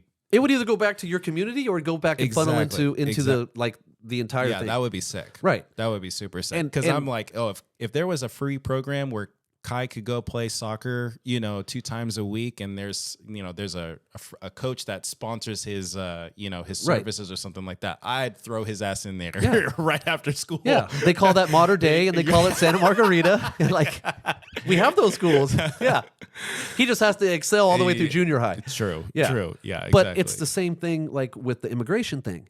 Yeah. Okay, we need to have a better system in play. Like Yeah. my grandparents all came here legally from Mexico, right? Mm-hmm. But it's become such a shit show that why don't we take that same focus and be like, okay, if you're hardworking, you have a job, you've been here, you're in school, you're this or that, here's your welcome to America. Yeah, for real. Because we want you. Yeah. This is what this country If was you're not built going on. to do anything but bring benefit, I don't see Right. any reason No. to be like, you need to. You're not the people we want to leave. Or what's that? What's the test that people have to take of like, what's the citizenship test? Yeah, I guarantee 99.9% of Americans would fail that test. Oh, please. Do you see it on YouTube? They literally, I just watched it yesterday, okay? These idiots, right? They go up to him and they go, I'll be one of them. oh, no. You would know this. They go up to him and they go, so what countries border the United States? Oh, really? That dumb. Up top and below. That bad? Yeah. Oh, shoot. They didn't even know. Who are people saying? Africa? What are they saying? One said England. Antarctica? One said England. No. Yes. And I'm going, dude, who are the... And mind you, they're probably finding, they're playing the bad ones. I Sure, get it. But sure. if you're here... But still, though, that's bad. Still. That And it was other you questions. may not know all 50 states, but you should know who is bordering. Yes. Yeah. Like, come on. It's on a map, right? And then the other question was, where's the Great Wall of China located? The answer's in the question. And she's like, Japan? I'm like, oh my God. No way. And it's college campus. No, it's the colleges. Yes. Oh no. And I'm going, what are they teaching these kids? Right? What are they teaching these kids? How? It's just common Dang, sense. that's crazy. But it goes back to what you said is those are the people we want. Yeah. We want the people that want to contribute, that are hardworking. I don't care where you come from. You deserve to become a citizen. Yeah. Right? And even though how long you've been here, whatever the case, you're not the people that we're worried you're on about. this planet. Right. We share a planet. Right. You We know? want the people that are committing crimes, drug dealers, people that are making it bad and not good for the community that they're in. Those are the people that we don't want here because they're not exactly. contributing and they're not being a positive influence yeah. on their community. Right? Yeah. So it's 100%. just different things that I would love to try and implement. Yeah. Right? No, that would be sick though. Like first-time home buyers, right? Great idea. You Yeah. ready for this? I'm ready. All right. What if we took all the money that you get taxed on for a whole year and we put it into some type of fund Yeah. and then you qualify everything for us to do this, okay? Yeah. But you don't pay taxes. I mean, it looks like you pay taxes, but it's kind of like your 401k. Sure. So we take that money that you would normally get taxed on, Mm-hmm. we put it into a fund. At the end of the year, you can take that money now and put that as a down payment as a first-time home buyer, Yeah, that would be sick. right? Yeah. Because how many people in this day and age, especially now, can afford, like I live in Mission Viejo, and it's not like it's Rockefeller Center, Yeah. right? But it's 4-bedroom, 2-bath, Yeah. 1.2 million. Yeah, And and I think- interest rates are 6%. And I think people suck, including myself, suck at saving in general. I'm one. Of learning how to just put money aside. Right. Steph and I are still struggling to just figure Well, out how do we do that. We live in Orange County. Yeah. You got 2 kids. Your rent here, I could probably imagine, is like 3. probably 3, right? So my rent that I have because I refuse to buy is 4, Yeah. right? So out the door with nothing, no groceries, no nothing, I'm probably at like 8,000. And okay, so get this. Stephanie just went to the grocery store for last week. She got 3 meals. 3 meals and trash bags. $200. Yeah. Right? $200. Right. I'm like, 3 meals. That's just dinner. Right. That's not breakfast. Right. That's not lunch. That's just 3 dinners for a family of 4. Right. And fucking trash bags. Yeah. $200. This is why I'd rather just go to In-N-Out and McDonald's and Taco Bell because it's not It's cheaper. It'll be $125. Right. You know what I mean? For 3 meals. Yeah. So, And it's crazy too because if I want to be healthy too, it's $225. no, for 3 it's meals. like $400. Yeah, Like get out of exactly. here. Yeah. Yeah. Fuck, we don't man. want you to be healthy. Jesus Yeah. Christ. But it's even funnier because now when you start to travel, like I travel for work and I go to places like Madison, Wisconsin and other places. And literally, this is why people move is because I was at a restaurant watching the World Series with a buddy, and we're ordering food. We ordered like a bunch of food, and then we're looking at the drinks Okay. and the drink menu, and I got like a Jack and Coke, and the Jack and Coke was like $5. Dang. Right? That's nice. McCullen was probably he got McCullen, if I pronounce that right. It was like $7. Here, that would be probably 25? yes. Yeah. Yeah. And I go, it's the same drink, Yeah. but just because we live in this area, they're going to start gouging and raising the prices. Yep. It's like, I don't like. How could people afford to live doesn't here? make it- yeah. You're almost living month to month, even though you make great money, Yeah. right? Oh, that's where we are Right. here. You're So- like, you get your W-2 at the end of the year. You're like, how did I make that much money? And every month, I'm like, and I didn't save money. right. Still But have how? credit card But debt. how are you going to save? Yeah. How are you going to save when everything is so much more Yeah, expensive? yeah, no. You go to get gas because you have to go to your wedding and everything, and it's Yeah. cool because you get a bunch of tax write-offs. Sure. So hopefully you're taking advantage of that. Yeah, and you no, started, as a business, there's definitely there's good and bad part. You know what I mean? Yeah. Like our taxes are definitely still high. Before Stephanie, she just got a full-time job in nice. December. Sweet. So luckily the health insurance will be good. Yeah. But like now that because she has that, now we're in another tax bracket. right. So you know what I mean? And now I'm like, oh shit. Yeah. Like Yeah. sure, we're making, 75 grand more because of her job, Right. but guess what? We're gonna be paying $35,000 more in Right. taxes now. Yeah. So, Just because she has a job. but you have an LLC, you have all that, Yeah. right? Okay. Mhm. So, the thing that I would tell you, which I just learned about, is get with somebody and write everything off. Yeah, Like, just try anything and everything. yeah. Mhm. That's how self-employed business owners do Survive. it. Yeah. Like they show a negative because it just becomes a tax write-off at the end of the year. Yeah. But the thing about W-2 employees, which I never got, getting back to like your wife because she's W-2'd, Mm-hmm. is they give you the W-4, right? Yep. At the beginning of the year for your job. Yeah. And you go ahead and tell them exactly what your deductions are, what everything, or you could just go ahead and say, okay, this is what I want. I want to claim zero. Like Yeah. I claim zero. I want the most amount of Yeah, taxes take it taken out. Yeah, take it all out. Uh-huh. But then at the end of the year, how the hell is it that they come to me and say, oh, You we didn't still take owe. out enough. You still owe. How do I owe? I filled told out your you. paperwork. I told Yeah. you to take it out. Right. You know what my tax bracket is because you're taxing me on You it. know how much I make. Right. I told you I'm claiming zero. How? Right. Yeah. How do you come to me and say you didn't take out enough? That's not my job to take it out. Who's watching me right now? Yeah. I told you what I wanted. So if I'm making X amount, you need to take out this amount because you just told me that I'm in this tax bracket. Yeah. So how I do don't I know. owe you That's like rough. 15,000? That's rough. Right? Yeah. How does that get calculated? I have no idea. If anybody watches this podcast, please Right, please, put a comment in the please comment section because I have no fucking idea. Like, how does that work? Please let us know. Right. Like, is it a guessing game? I'm filling out your shit. Yeah. Tax me on this. I don't like tax me the most. Yeah. And then when I go to my tax guy, he's like, you know where I live. right. You He's know like, how much I "Oh, make. you should take out an extra couple hundred. I'm like, why would I have to do that? I have to claim negative? Right. Is that what, Yeah. Is there a -4 on there? Like, I don't even claim my dependents. Actually, don't even give me my paycheck. Right. just Just take it. Just take it. And then I won't owe, right? Yeah. I won't owe? Yeah. I don't know how I'm going to survive, but I won't owe anything. It's like baffling to me. Yeah. Like, nobody should owe if you're filling out their paperwork. Zero. Yeah.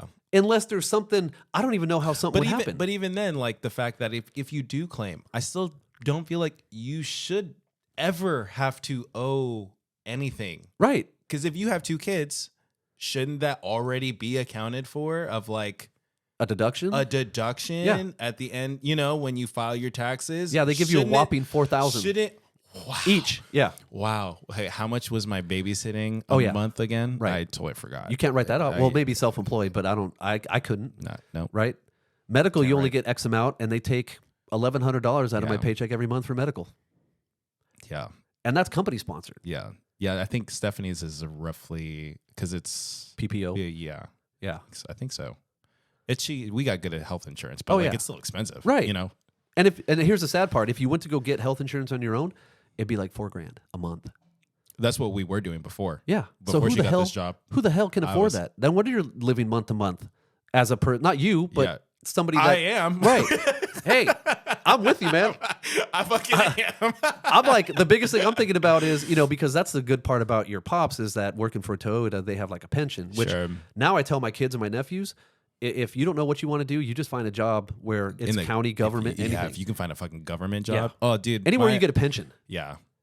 Because I don't want to work until I'm 70. Yeah. What was it? Yeah, my but I'm working until I'm 90.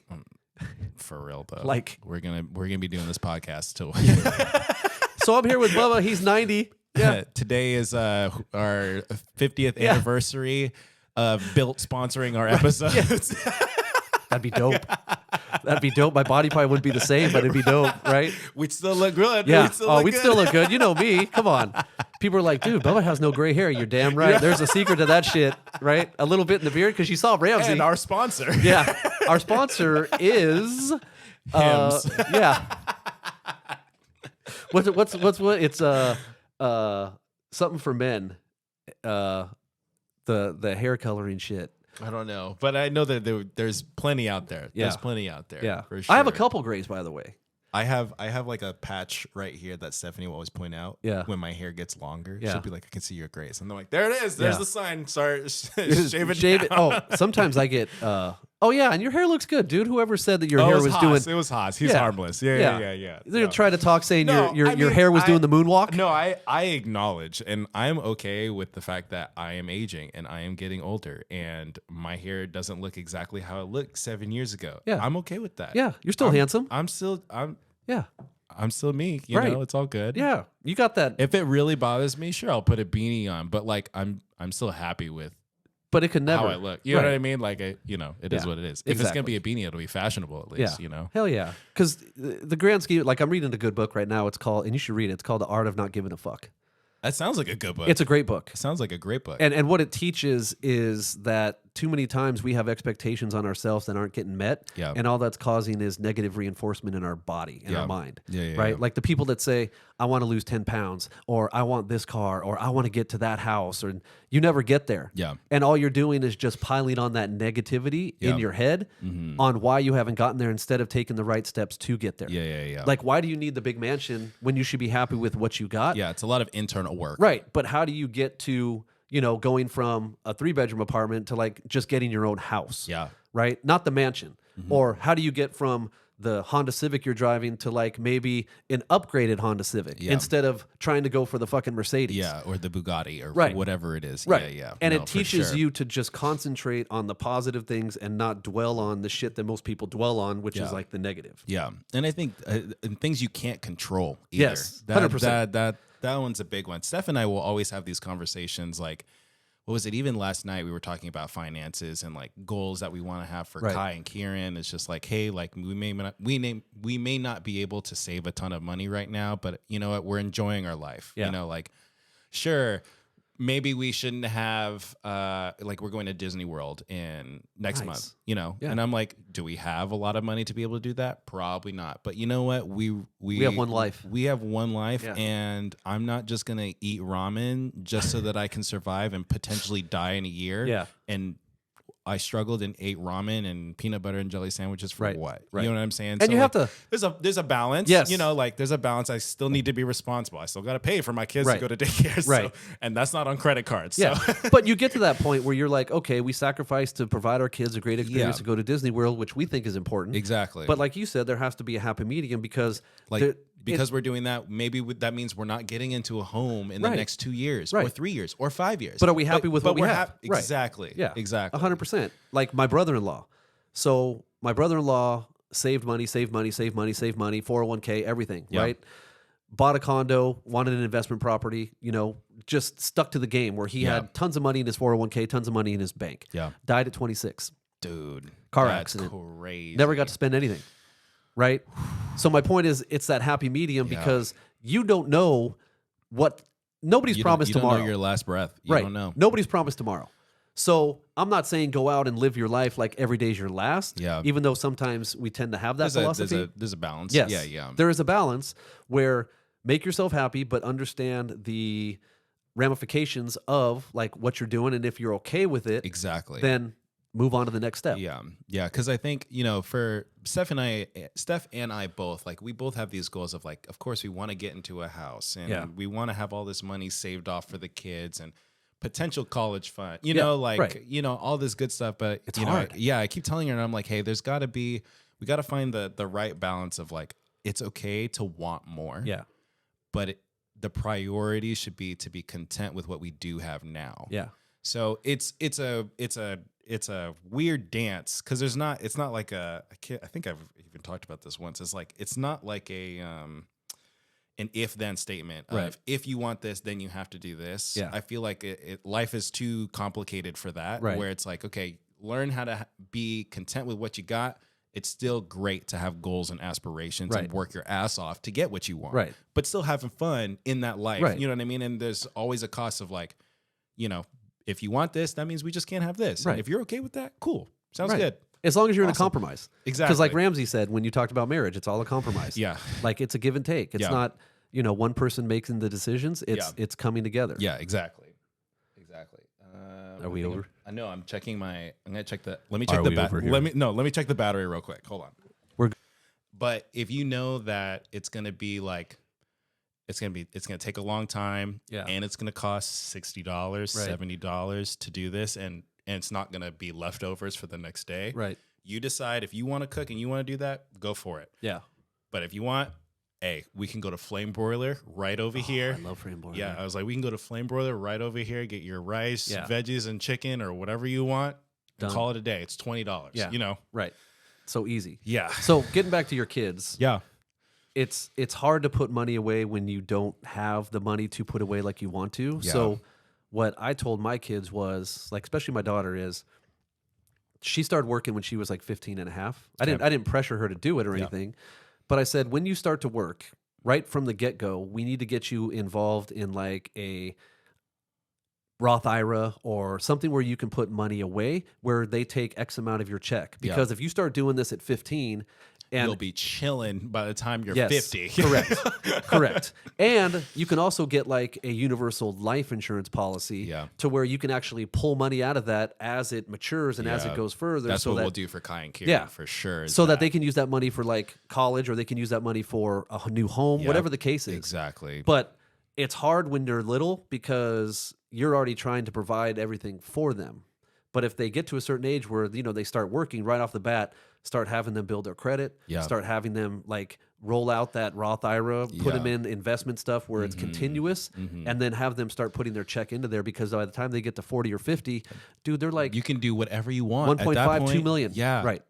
And the thing that like still blows my mind, and I not hate myself, but just lessons learned that I want to share with Kai and Kieran is like, the biggest expense is a home.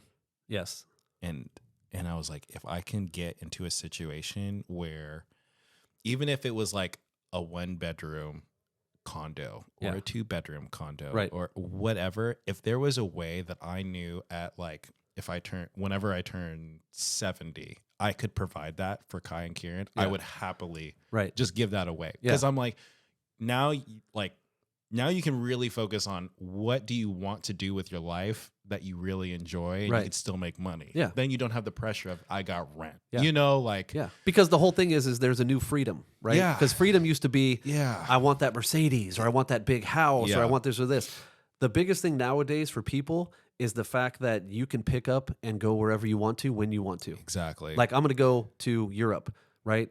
I don't have anything holding me back, responsibility. And I tell my kids this, I go, the biggest thing on the greatest feeling I've ever had is when I came out of my apartment when I lived in Santa Barbara. I was paying for everything myself. I was on my own, right? I had, at that time, what was considered a good job, even though I loved it. So I worked graveyard shift at Kmart from 10 at night to 6 in the morning. And then I go to school from 7 to 12, right? But I came out of my apartment and we had like steps, kind of like a little stoop. Yeah. And I just sat there, cracked open a beer. And you're just chilling. And there was no responsibilities, and this it was the weirdest feeling that came over me, like, oh man, I got no stress, no responsibilities, like my bills are paid, I don't answer to anybody, I didn't have a girlfriend, I didn't have to check in with anybody, like I didn't have to say, oh, I'm going here, hey, are you okay here? It's not like as you get older, and I say, you want that feeling, because that means you've made it personally and you're on your own. And it's awesome. Yeah. Because you're taking care of yourself. Yeah. I try to have that each day, you know, but at the same time, like I know that there's going to be things financially that I need to get to in order to like really feel that, Right. you know? And I think now having kids, I don't think there's ever going to be the full like exhale, hairs down. I don't think that moment will ever happen fully. Right. But in sections of my personal life, okay, I can exhale now. Right. You know, Yeah. Financially, okay, I can exhale now. Yeah. And think about, too, because it's not really about how much money, because we all know people that have money and they're miserable as shit. Life sucks. Life sucks. Suicide, Right. all of it. Yeah. But think about this on a crazy level. Think about, and I thought about this and I told my wife the other day, what if we raised our kids in like a poor community where they didn't know any better? Yeah. Right? Mm-hmm. Because you see a lot of those families and they're god shit happy. Yep. Right? They don't have anything, but they don't care. They sleep in 2 bedrooms. chilling. Right. They don't know any better. Right? They see things, but for the most part, they don't know any better. Yeah. And then they're just happy as can be because guess what? They're provided. They have the simple things in life. Mm-hmm. Things aren't complicated. They can pay for their bills. Yeah. But they don't need all the fancy shit. Yeah. And I'm like, imagine if our kids grew up to where they didn't know about all the luxury things. They didn't know about having season passes at Disneyland. Yeah. They didn't know about going here. And, you know, my daughter's like, oh, I want this car and this car. I'm like, that's $70,000 car. Yeah.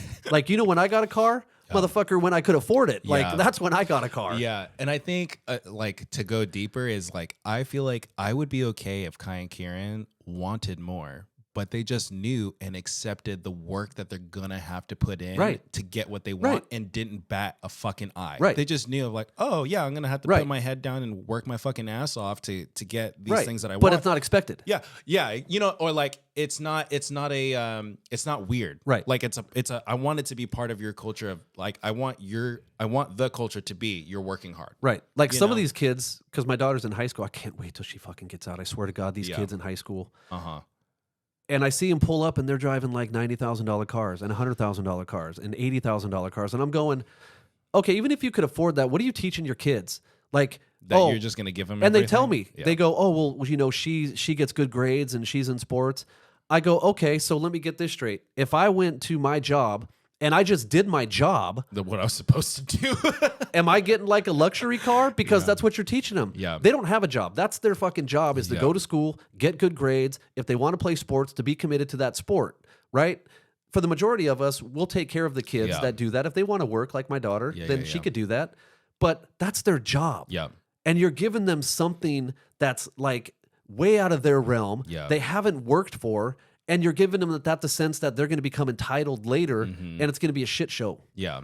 Right? They have no idea of hard work. They think their hard work is doing their job. No, hard work is going above and beyond what you're expected to do. Yeah. Yeah. Right? And I think too, like same kind of concept is on the competitive side is when Kai, when we park our car and we walk over here, he wants to race every fucking day. Sometimes I will race, and other times I'll be like, nah, like I'm holding Kieran, I got groceries, I got something else in my hand. The days I want to run, I'm beating his ass. Yeah. And he's upset. As soon as I pass him, immediately just growl, upset or crying or something. I'll be like, try again tomorrow. Right. Yeah. I'm not going to just slow down for you. No. You said you want to race. I'm beating you. Right. Because if they beat you, what are you teaching them?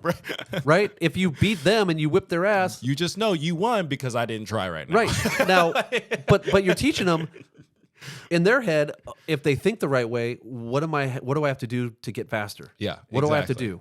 Right? I better start before I even ask him, do you want to race? And that's a simple thing because think about this. It leads them to think about what am I willing to give up in order to chase my passion? Yeah. If my passion is as simple as trying to whip my dad's ass at a foot race, Yeah. what do I need to get there? And what do I need to give up? Is it not playing with my toys so I can like practice sprinting up and down the street? Yeah. Like I know that's on a kid level. Yeah.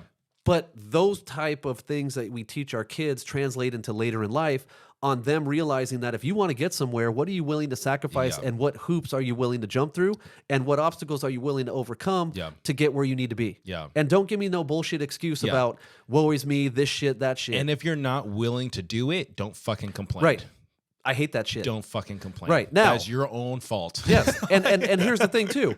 Is there hoops and things that some people have to go through which isn't fair and isn't correct, whether it's a certain race, color, a woman, whatever the case is? Yeah. Fuck yeah. Yeah. We all know it, and it's bullshit. Yeah. Right? They shouldn't have to be.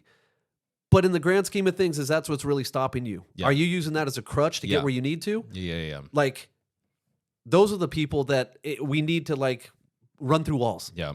Right? Run through walls. There's a lot of circumstances I'd overcome. It's the same thing with like sports too, of like, sure, you know, your other teammate or the opposing team or whatever it is, if it's basketball, like, sure, there's a situation that you don't benefit from. Right. You're not 6'3". Right. You're 5'10". Yeah. Okay. Now what? Right. Are you going to just stop playing, Right. or are you going to learn how to fucking adapt? Right. You know, Same thing. Same thing of like, oh, you know what? I'm not the 6'4" dude, but Right. I'm blocking you. Guess what? I can't just fucking complain. I got to be smart. I got to learn how to Right. use my body, when to jump and time. If you want to do it, Sa- it could go, because there's too many examples Yeah. of people from everywhere that have overcome those obstacles to become successful. Yeah. Right? Mhm. Like, you look at anybody, they've done what they did if they're successful, and they've removed the roadblocks. Yeah. And like I said, are some of the roadblocks fair? Probably not, right? Do they have to jump through hoops, which they shouldn't have to? Probably, which But is guess bullshit. what? They're there. They get it done, Yeah. right? As bad as it is, unfair it is. Like, my example is, I was homeless, right?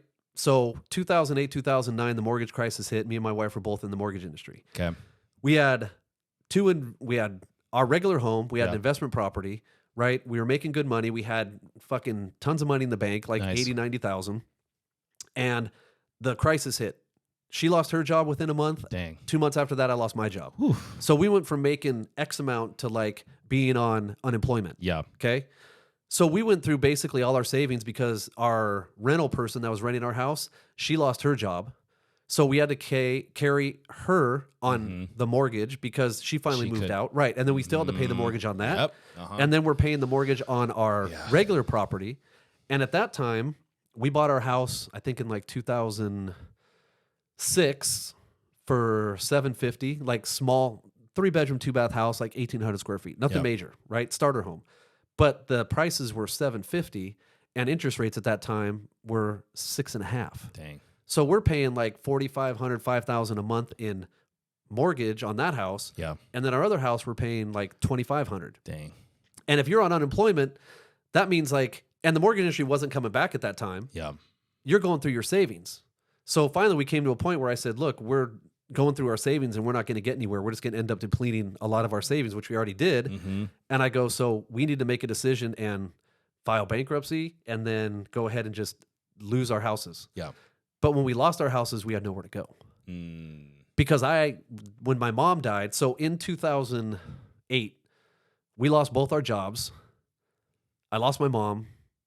We went bankrupt. We lost both our houses. And then I lost 5 other people in my family. Jeez. In 1 year. That's a tough year Right? there. Oh shit. Oh, yeah. Fuck. And then on top of that, I asked my dad if we can go stay at his house Yeah. because he had 3 bedrooms, or he had 4 bedrooms, but he was there until we find somewhere like to get back on our feet. Yeah, exactly. He said no. Dang. Yeah. This is his grandkids, okay? And I don't ever say anything to my dad about it, Yeah. but I know he feels bad now. Yeah. So thank God, after a while, like her parents said, hey, come live with us. And they have a 5-bedroom house, which it worked out well. We helped and contributed with what we could. Yeah. And then I had to start all over, Dang. right? I had to provide. I didn't make excuses on, the business. You just and do what you worries gotta me. do. Yeah. Right. So I took and applied for a job at 24 Hour Fitness because my friends were all the Remember managers that? there, right? Yeah. And they go, hey, what if we make you a manager? And I go, no. I go, I don't know this system. And I go, I want people to respect me if I do become a manager later and they see that I did what they did. So Yeah. just put me as a sales counselor. Yeah. I was making dog shit, Yeah. like hardly any money. Mm-hmm. But I worked my ass off to where in 6 months I became the manager of the Foothill Ranch 24 Hour Nice. Fitness. Yeah. Right? Mm-hmm. And then I transferred over and became the sales manager for the Irvine Spectrum one, Sick. inside the Spectrum. Sick. Funny story. The about one that was near the PF Chang's? Yeah. Yeah. Funny story about that real quick, off topic. I'd work kind of the night shift, right? So I would work until like 9 o'clock at night, Okay. even though it was 24 hour, but the graveyard shift guy would come in. Yeah. So I'd always have to check because that was a nicer one. It used to be above, not a super sport, but the next one. Ultra. No, it was a super sport, not the Ultra. The There Ultra we go. was the one Okay. in Irvine. Lake. Yes. Yeah. Lakeshore Tower, whatever that is. Mm-hmm. So we had like a dry sauna, we had a steam room, we had like walk-in showers. It was really nice, right? The locker room was all dialed in. Yeah. And so I would always have to go check shit out. And you would be amazed at some of the story. Like people would poop in the shower, right? And we'd have to go pick it up. There's a toilet. Yeah. No, they would just take a shit in the shower, right? And it was just like they would leave shit out. And I was always the one checking everything. So I'm going through the shower and I see 5 towels, but there's only one shower on. And I'm like, fuck. I go, come on, Lord, please. And so I'm walking and the first door is to like the regular steam room, right? Okay. Where there's no like, it's the dry sauna. Okay. And I always, because I didn't want to offend people, right? Because we would always have to look for activity in there. Okay. And so what I would do is I would open the door, and then right there where your thing is, it would be a temperature gauge. Okay. So I would go in, open the door, look, and go, oh, hey, is everything okay? Is the temperature okay? I just want to make sure I'm just checking to make sure that it's running correctly, right? Politically correct. So I go to the dry sauna, I open the door, there's one dude in there, and I go, hey, just checking everything good. He's like, oh, yeah, it's fine. I go, the temperature's okay. He's like, oh, it's perfect. I'm like, awesome. He's like, thanks. So then I close the door, and I'm like, this is probably not going to be good. I go to open the steam room where the steam and all that is. Yeah. And I open the door this way and I go to look at the temperature gauge and there's a dude blowing another dude. And then I'm like, take my eyes away this way. And then I look over here. Is everything Yeah. good? And then I see this guy's jacking off this guy. Oh. And I'm like, and they kind of like bounce up and everything. Oh, you got and I'm caught. Like, yeah, red-handed. And I go, I go, what the fuck? Like, again, I don't care if you're gay, but you don't come. But not here. Right. Not here. You don't do it in a public spot, right? And have an orgy in the fucking steam room. Like, and not invite me, right? Like, that's like the worst Where's part. the camera? Yeah. You guys didn't tell me this was happening. You Where was started that? OnlyFans? Yeah. So I start taking off my pants. No, just kidding. So I'm like, what the fuck? I'm like, everybody, get the fuck out of here. So this guy jumps off and he comes and he's like, what? He comes? Well, he probably already did, but yeah. Actually, I don't think he did. Because he jumped off and he's in his like tighty whities. Okay. And then I'm like, what the fuck? I'm like, you guys can't be doing it. He's like, oh, no. And he spoke like broken English. He goes, no, we weren't doing anything. And I look down, he's got like a huge boner. And I'm like, what do you mean you're not doing anything? What the fuck is that? And I'm like, everybody, get the fuck out of here. So all of a sudden, I try and like get the other people out. He bails. Like he Like starts, runs? Dude, he's wet and he's in his tighty whities that are He's see-through. probably thinking like, I'm going to get arrested or something. I'm like, 100%. dude, Cops are already on their way. Woo! Because that's the first thing we do, Oh, right? We're shoot. told. Yeah, If yeah. activity goes down like that, you call the police. Uh-huh. So he bails and he's running. And I don't even pay attention because I'm where like, are you dude, going? where the fuck? Yeah. Where are you going? Okay. You're in Irvine. Yeah. You will be spotted. You're in the middle of the spectrum. You will be Yeah. spotted 100%. So I take everybody else. I go, everybody, give me your IDs right now. So I take their IDs. I go get dressed. I go, the cops are already coming up front. So just hang tight. And they're panicking. Yeah. Because oh, yeah. these That's cats, that's a blue dot over here? these cats have families. Oh, shoot. So I'll get to that in a sec. Dang. So I start walking up casually to the front desk, and the front desk person's like, John, what the fuck's going on? You're like, you won't. And I'm like, I'll tell you in a sec. And she goes, some dude just ran by here all wet in his underwear and ran out the door. And I'm like, where the fuck does he think he's going? Like, we could check the locker room at the end because no one's in the gym. We know we have his wallet, we have his Yeah. ID, we have everything. Yeah. You're not And hiding. You're not hiding. And You I'm might like, run away, but we know. yeah, what are you where going to go to are, valet we in know your who wet you undies? are. Yeah, like, how are you paying for that? Your keys are still Yeah, in there here. was no Uber back then. What are you doing, idiot? So the cops come, they get everybody's information. They give them all, or they arrest them for indecent exposure, right, and take them away. But then we have to go in and cancel all their memberships, Okay. and their memberships are tied to family memberships. oh, so shoot. Oh, So man. when the wife calls and the family membership of the son and daughter and them, she can't get in the gym. She's like, well, why? And then Why? we have to tell them that your husband was caught in indecent exposure with another man in the locker room. Oh, that's Like, tough. Yeah. And the conversation sometimes doesn't boil like that, but it was funny because we had a guy that worked there that would purposely call the family and be like, "Hey, I'm sorry, we had to terminate your just wanted to membership. let you Yeah, know." we caught your husband with another dude in the steam room." Like, Just that- wanted to let you know your membership has been Yes. canceled. That long story short, that's what. yeah, and it can't be a pleasant conversation, right? So we go through, and then we end up finding this man. stuff, but it's just, people do, like, people would put poop in the fucking hand washer. Like, the one you have to refill that you can lift Yeah. up? They would put poop in there, so when people wash their hands, They're getting yeah. shitty soap. Yep. That's disgusting. People would leave, like, What- it was But, like, unbelievable. Why? What makes you think?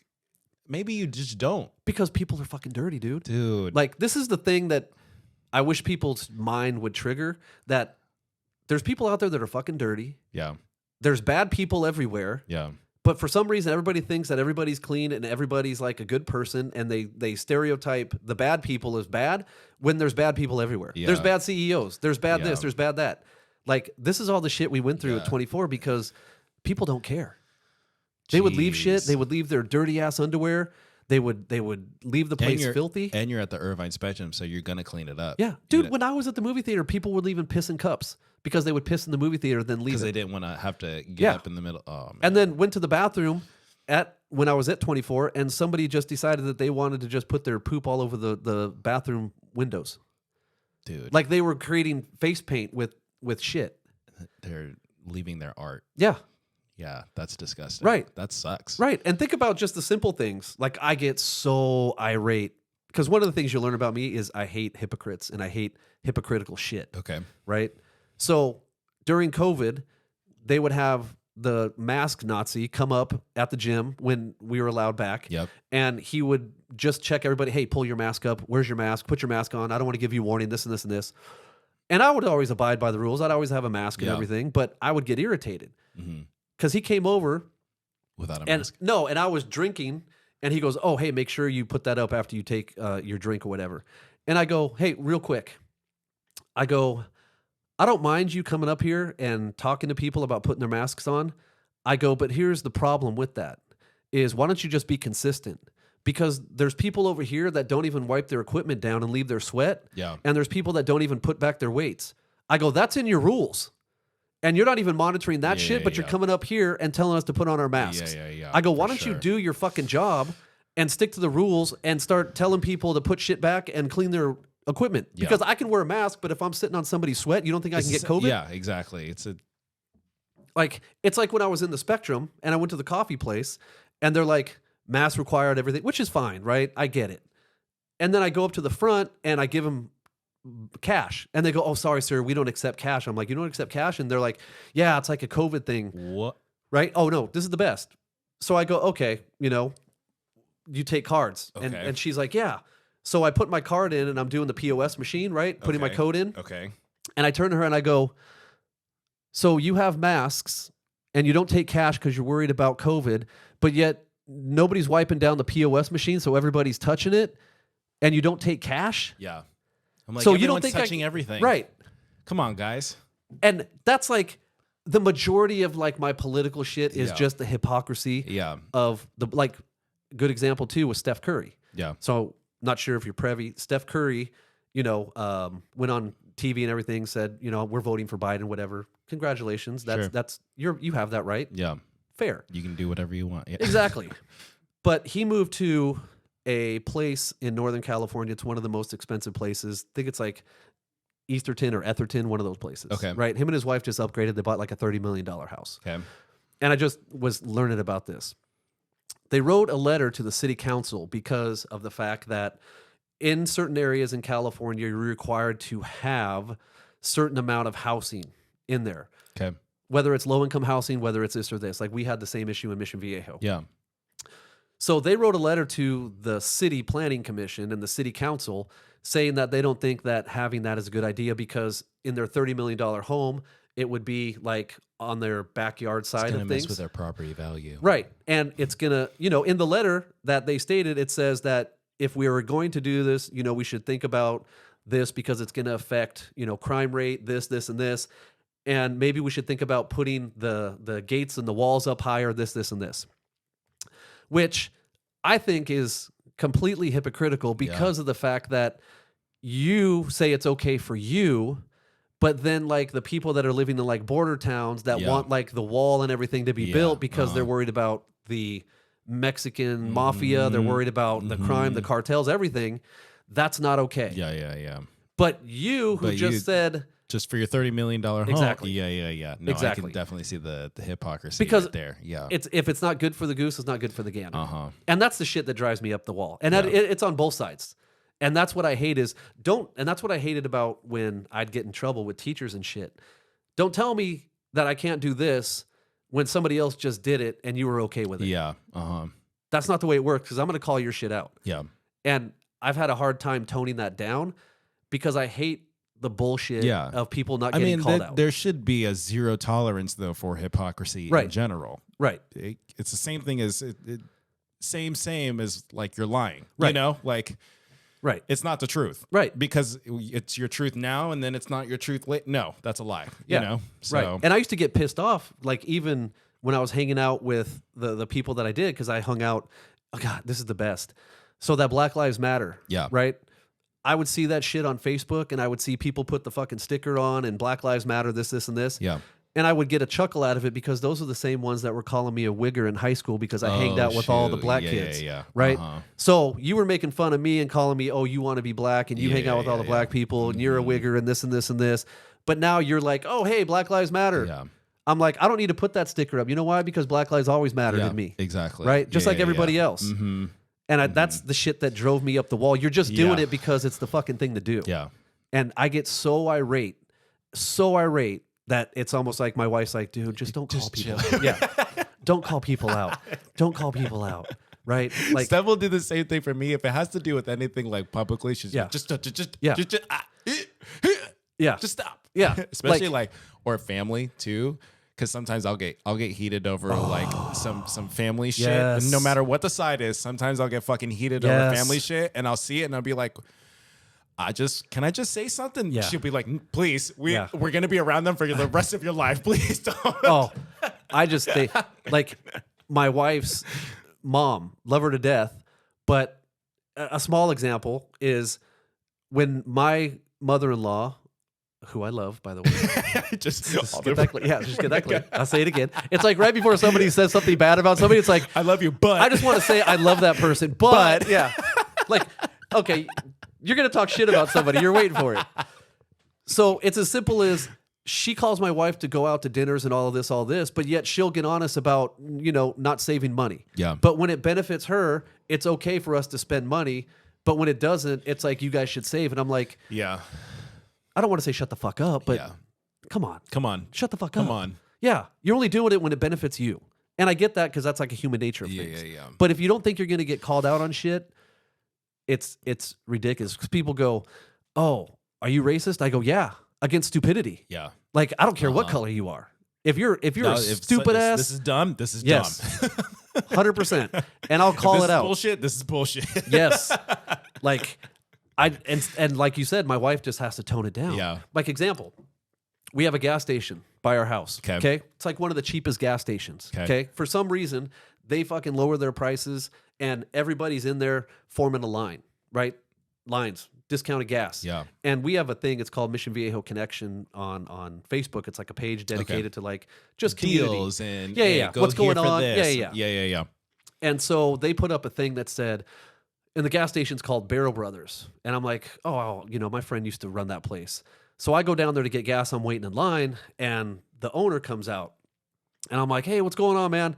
He's like, man, this is crazy. I go, well, it's good for you, but, to reduce the lines, I got an easy way to figure this out. Yeah. And he's like, well, what do you mean?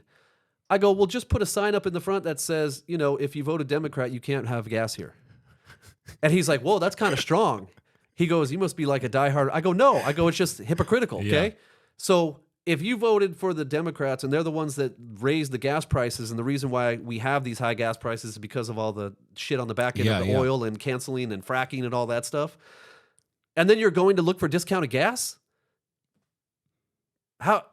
Like, don't come here. Right. It would be like if you were a liberal and you have guns and then you vote for the liberals and they want to remove all the guns. You can take everybody else's, just not mine. Right.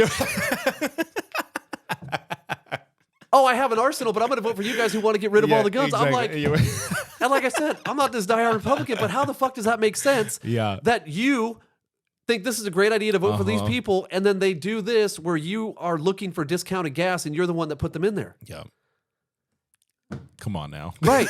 It's like, it goes back to the football team. If they're not doing their job, get them the fuck out of there. Yeah. Like, I don't care who it is. It's not benefiting anybody. Your situation's not changing. It's getting worse. So why are you keep doing the same thing over and over again? Yeah, for sure. Because you know the definition of insanity. Doing the same thing and expecting something different. Yes. Yeah. And it's just, and I almost want to put up a sign because it just infuriates me that you makes did sense, this. though. Because Yeah. guess who's paying the price? Me. Mm-hmm. And I didn't want that. Like, there's certain issues that I'm like very, very, like, I gauge everything on how my family's living and how I can provide. Because the majority of us, we don't give a shit about the noise on the outside. Yeah. All we care about is this. Yeah. These four walls and being secure and taking care of our family. Yeah. After that, it becomes friends. And then after that. But you cross the line to where you're making it difficult for me to do that. Yeah. You're going to get some pissed off people. Uh-huh. And I don't care, again, I don't care who it is. If you're making it difficult to survive, Right. we're having red flags. Right. Yeah. Red flags are flying up everywhere. Yep. Because I don't care what you believe in. I don't care what your opinion is. I'll respect you. If you treat me well, it doesn't matter. Because I was thinking too, like, even if it's just me and I'm good, but as soon as I involve other people in my home and it affects them, then we're getting flags. You know what I mean? Like, maybe I'm okay with certain situations, but now my wife isn't, and now she's stressed about something, or it affects my kids. Now we got red flags, we got issues, Yeah. If I can't provide and feel safe and have my children, and more importantly, teach my children the way I want to do, no way, no way. And I had to call somebody out on that, a teacher at my child's school. So my daughter came home and she said her teacher, if she asked if I could help her write a report. Okay. And I go, yeah, no problem, because I was a political science history major in college, so I wrote tons of reports and papers. So she comes up and says, well, this is what we have to write on. And I look at it and I just start getting upset even more. The essay was, pretend you are an immigrant that's coming across the border from another country and write a letter to President Trump stating how bad his bill number this, and this is. Wow. And tell about your experience. Right. I mean, that's kind of manipulative. So I said, hold on a sec. I called down to the principal and I said, this is Mr. John Cox. I'm Alyssa Cox's father, and I would appreciate it if they can give me a call back. This is of urgent matter. So principal didn't call me back. So then I started getting more pissed. So I went on my Facebook and I said, hey guys, this is the essay that my daughter was told to write in her 8th grade English class at her school by this teacher. And I go, the thing about that makes me infuriated is, as a teacher, because I went to school to be one, you don't give your narrative of what your opinion is. You give the facts and let the students figure it out themselves. 100%. Right? And I said, the thing about why I'm pissed off of this is because I would do it to the other side.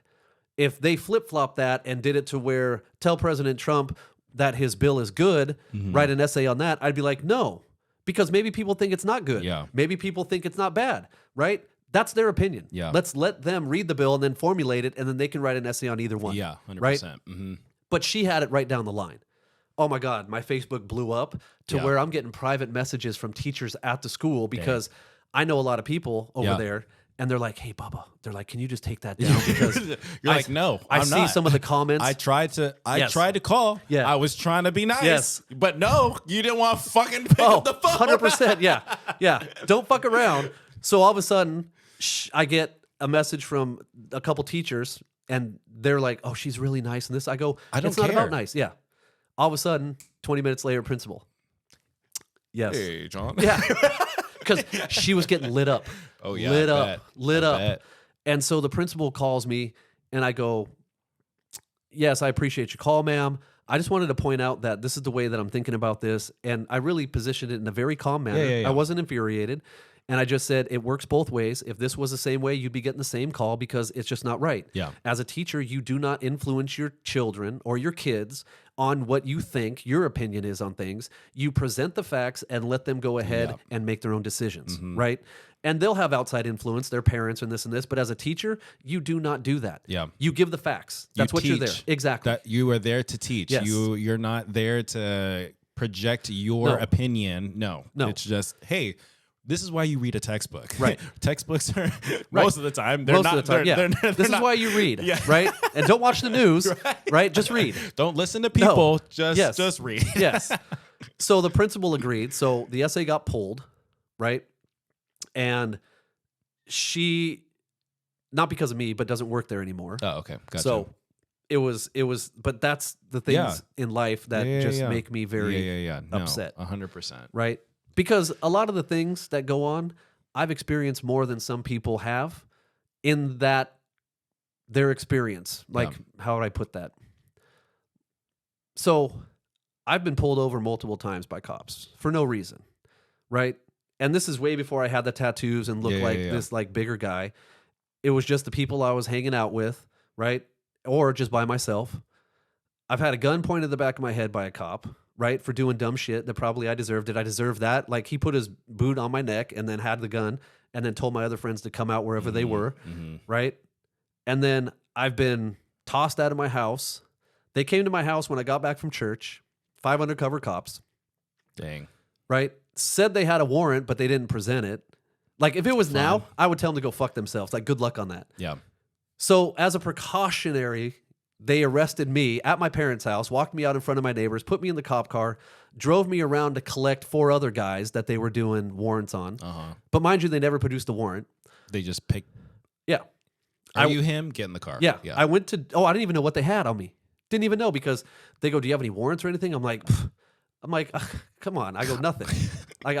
And these were undercover. There were 2 in the backyard, 2 in the front door, and then 1 was down the hill in case I ran. Like, what were they thinking? What do you think I'm doing? Right. And it was weird because when I answered the door, the cop looked at me because I was in my church clothes because my wife now just dropped me off, my girlfriend then. Yeah. And he's like, John Cox? And I'm like, yeah.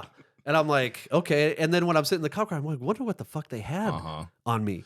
So they took me to Santa Ana jail, got booked, sitting in the holding cell. Jeez. Right? And this was on Saturday, I think. And there's no judge or anything, no nothing. So I couldn't get out till Monday. Dang.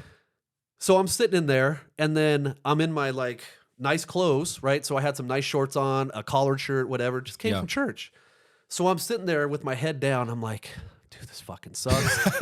I go, I'm trying to hold my shit because I had to take a shit, but you don't take a shit in there because it's all open. Yeah. And all the toilet paper's gone because when you get there early, people take them and they use them as head pillows in the back. So I'm sitting there I'm getting a stomach ache from being nervous. I'm like, oh my God, I can't do right now. This is going to be embarrassing. Hopefully it's one of those like the doo-doos where you wipe and nothing's there. And Right. You're like, yes. Yeah. This wasn't going to be one of them. This was like, I needed like 2 rolls of toilet paper. Like, sorry, homie, I need to take your pillow. Like, I got to shit. But thank God I didn't have to. So I'm sitting there looking down, and all of a sudden I see like 6 feet in front of me. And I'm like, motherfucker.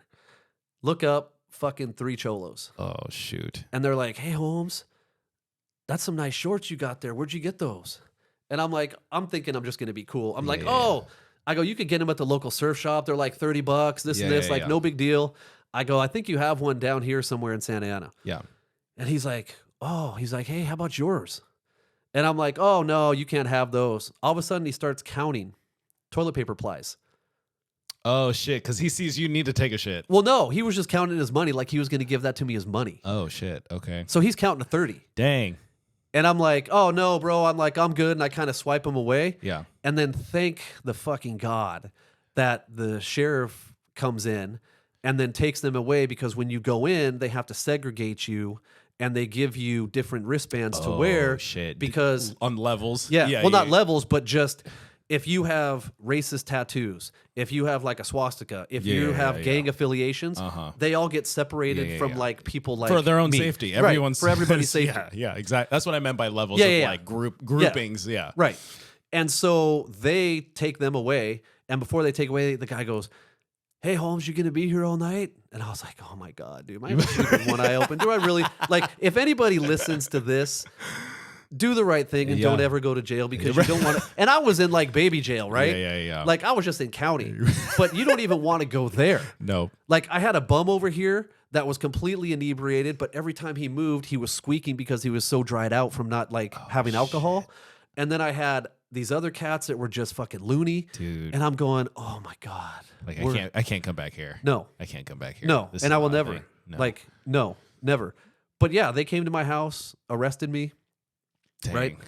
Yeah. I was pulled over going to the golf course, and I was driving Toyota Sequoia, right? That's a big boy. Right, Yeah. $70,000 car. Yeah. And the golf course dead ends, so there's no other way to go out. But what happened was, it was early in the morning. I was driving up, and I had a client that worked in like the business plaza over here. Okay. So I pulled in and see if their company was still there, because this was like when the mortgage crisis was kind of going down. Gotcha. So I drive in, I look, and then I turn around, and as I turn left, I get rolled up by 2 sheriffs, right?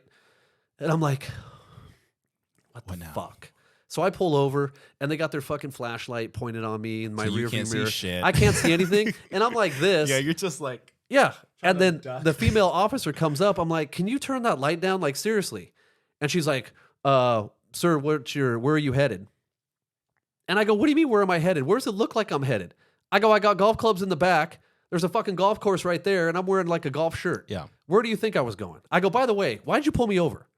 I go, I wasn't speeding. I didn't do anything. She goes, oh, because we pulled you over because you look suspicious. You were coming out of that business plaza. I go, I was coming out of the business plaza because of the fucking fact that I have a customer there, because I do loans, and there's a loan officer that I work with in there, and I wanted to see if they were still there. And she's like, well, it just looks suspicious. And I go, and what? I was gonna run away to the golf course. Like, I Sorry. was being an ass. Was a gun hanging out of my window? I totally forgot. Right. And I'm like, you must be a detective. Like, honestly. And she goes, well, I need your registration and license. I go, For what? I go, what are you pulling me over for? I go, I didn't even do anything. You can't ask something just because it looks suspicious. I go, nothing's illegal about crazy. pulling in there. Yeah. And so I just said, whatever. I'm like, here you go. But as she's walking away, she gets to like halfway between my car and her car. I go, hey, by the way, I go, while you're back there, hand me your shit too, because I'm definitely reporting you.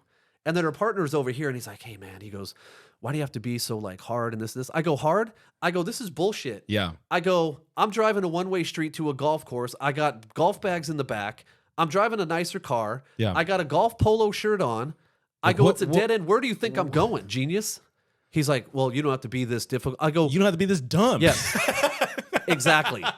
So she comes back, and she goes, okay. She goes, you're good. And I go, oh, gee, thanks, you know? And then I go, hey, I need your card. So she gives me her card. And then I go down, and my dad at that time and my brother-in-law happened to pass by, and they're like, what the fuck did you do now? Like, it's like almost expected. And I go, I didn't do anything, man. Like, this is what happened. And they go, oh, God. They go, only you, right? Only you. Uh-huh. So then 2 days later, I'm at a restaurant, and my friend works for the Orange County Sheriff. Okay. He's like a huge guy. He's like 6'7", huge. Oh, shoot. And I see him at a restaurant. He starts shaking his head, and I'm like, what? He's like, dude. 2 days ago. Yeah. Come on. He goes, how much shit did you give that officer? Because she's like, oh, you live in Mission Viejo, this and this and this. So she knew that maybe I knew him because Yeah. we went to high school together. Yeah. But she didn't put it together. She goes, you know a guy named John Cox? And he goes, oh, yeah, it was my buddy from high school. And this. He goes, I guess she just gave me the riot act. Yeah. And then I told him, and he's like, yeah, fuck her. Like, that makes no sense. And I go, yeah. I go, but this shit, it happens All like the time. Yeah. Yeah. Like they'll just, but now it's less because I just learn to deal with it. But you know, I get looks, but it's Yep. more so nowadays because everybody has tattoos, right? Everybody's like kind of Yeah. similar, but just growing up, just fuck. I Yeah. can't even count the number of times that, and I deserved it. Like, you know, we got rolled up because my friend pulled a gun on somebody going to the movie theaters. Dumb. Yeah. Dumb. Mm-hmm. And then the cops came to our school and asked, you know, who had the gun, and we Yep. all like, you know, clammed up. Right. You know, trash in El Toro High School, spray painting their head coach's house. Oh, shoot. Yeah. Bob Johnson. Yeah. We spray painted his Sorry, house. Bob. Yeah. We broke toothpicks in the locks of all the locks at my school so they couldn't. Oh, dang. Yeah. And then we burned the grass. And then we threw all the trash cans up on the roof. Yeah. Yeah. We used to go around. I used to put like we made these little signs that had like pedestals of like what would be the Nazis. Yeah. But instead of Hitler, we put our dean of students and our principal and the assistant principal on like the pedestal. Oh, and we made copies of them. We tag them on their golf carts. So that wasn't good either. So yeah.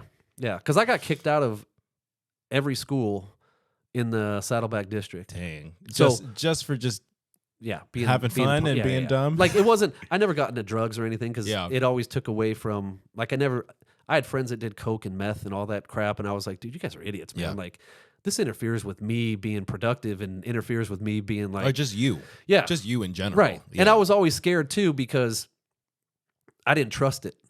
You know, like I would have panic attacks even thinking about, oh my god, you guys did cocaine? Yeah. What? And everybody's like, oh my God, people don't do drugs because they suck. They do them because they're fucking awesome. Yeah. And I'm like, well, I'm not going to figure out that awesome. Yeah. But it was more just little shit, Yeah. like not going to Saturday school, wearing a beer shirt on campus, like, you know, damaging the school for senior prank, spray painting the opposing team's school. Just Yeah. normal Joker shit. Right. Yeah. Right. And so it was just, I was always the kid that was against the administration growing up. Now I've learned You'd to 100% be the Joker in Batman. 100%. Oh, I was Jackass before Jackass, right? There we go. 100%. I wish somebody rolled around just filming you doing all this shit. I used to pay my friends. They paid me $20, and they took off their belt, and I let them whip me 20 times, as hard as they can for the $20. And then they paid me another 20 if I would jump as high as I can into the bushes. Dude. See, Jackass would be, they're just doing it just to do it. They wouldn't even need the money at that point. Oh, it would be, if we had video, like, we would go to this dentist office as kids, and we were probably in like 6th grade. And the dentist office was in back of like this industrial like complex where they had like food and shit. Yeah. And the dentist would be working on the clients, and we would walk by and we would see, and the dentist would be in the chair. So like where I'd probably say your faucet is in your house. Okay. That's like where the window was. Okay. And we would just look in while the dentist was working on it. And it was like nonchalant, but we're thinking, I'm like, oh man. You can scare the shit out of Yeah, them. can we fuck with these people? So we started to BA them at first, right? Like we would BA them and then we'd run, and then we'd like throw things on there and run. And so the dentist got to be getting like fed up. Yeah. So I'm over there and I go, oh, my friend Eric, I go, dude, what can we do next? He goes, hold on a sec. He gets the milk thing, the milk carton trays where, you know, we used to put records in. Yeah. Right? Stacks 2 of them up there, gets up there, takes his pants down, takes a shit on the window. While the dentist is working on a patient. This is probably the same person that put shit in your fucking 24-hour right, right?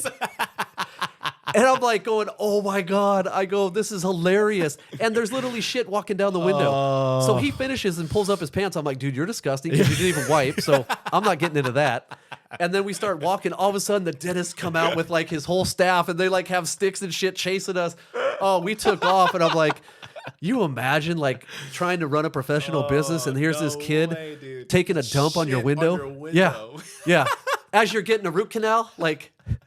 Okay, that reminds me. Have you seen Finding Nemo? Yes. The scene where the pelican runs into the window at the dentist office, and he pulls out. He's like, "Look, that's the right one." Yeah.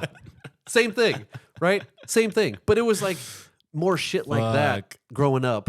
Like there was a big bridge right where the major traffic is, and people didn't know that if you jump off the bridge, it's like a ledge right there. Okay.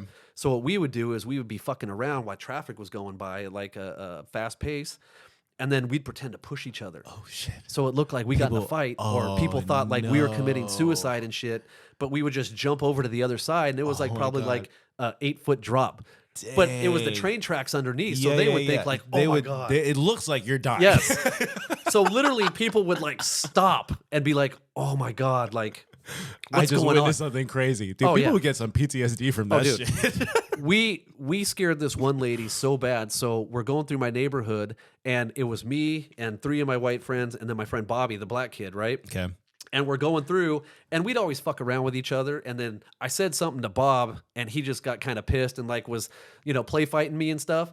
And this little old lady comes out of her house and starts squirting him with a hose.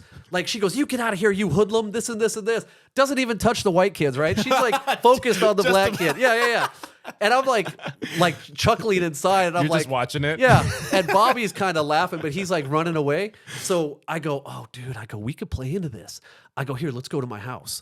So we go to my house and I get a white shirt and I start putting like ketchup on it and stuff. Oh, no. And so I give him like my fake little knife and we go down there and she's still out watering her lawn now. And I start booking down. And this time we're on the opposite side of the street. So she can't really see. I already know where this is and going. so Bobby comes chasing after me. He's like, you motherfucker, get back here. I'm like, no. And all of a sudden he goes, you're done. He goes, I'm going to kill you. All of a sudden he pretends to stab me and she sees the shirt as I turn around. And then I fall in the bushes and Bobby takes off and she's like, oh my God. And she completely runs in the house and we're like laughing as she's in the house, right? I go out of the bushes and then we go to my buddy's house and we're sitting there for probably like 10 minutes and then we're walking down to go to where like the library is and like kind of businesses and like places to hang out. So we're walking down the street. All of a sudden, dude, Cops. 8 cop cars. Dude. I still got the shirt on, right? And so You dumbass. Yeah. Oh no. This is the funny part. It gets better. So the cops come, right? They stop him. Bobby. Yes. not me, right? And so my deviant mind is thinking, okay, I can play this more. I still got the shirt on. I go, I need to start walking. So I walk down to where like we called it the swamp because it was like where the train tracks were and all that, and we used to hang out there and play BB gun wars and guns. Yep. So I went down there and I threw the shirt in the bushes, and then I walked back up With no shirt. Okay. And then Tank top? Nothing? Yeah, nothing. Awesome. Nothing. No shirt. And so I go up and the cop like stops us and they go, hey, do you know this guy? I'm like, yeah, he's like my best friend. I go, what's going on? He goes, oh, we have a report that there was a stabbing and this, and this. And he had a knife on him. And I go, yeah, but the knife is fake. Like, we're going to go play war down here. Like, guns. Yeah. And they're like, well, he's a friend of yours? And I go, yeah. I go, we were just fucking around and, we got in like a play fight and everything. And then this old lady comes out and starts squirting water and shit. So there's like 7 cops because she said... you're playing it all like, oh, we were just goofing around. Because remember, back in the 80s, Mission Viejo, and some lady reports a murder. Oh, yeah. Right? It's a wrap. The whole fucking city is... 100%. So there's a long line of cops and we're sitting on the curb like this. And all of a sudden, my dad drives by, and he's like, "You fucker!" He just goes like this, like it's just the beginning, right? He just gives me one of these, and then he keeps driving. And then all of a sudden, the cops like figure out, like, okay, these guys are just fucking around, and they go, "Look, don't be fucking idiots. Like, don't do this. You just caused us to come all the way down here. This poor old lady thought you guys were dying. Like, get the fuck out of here."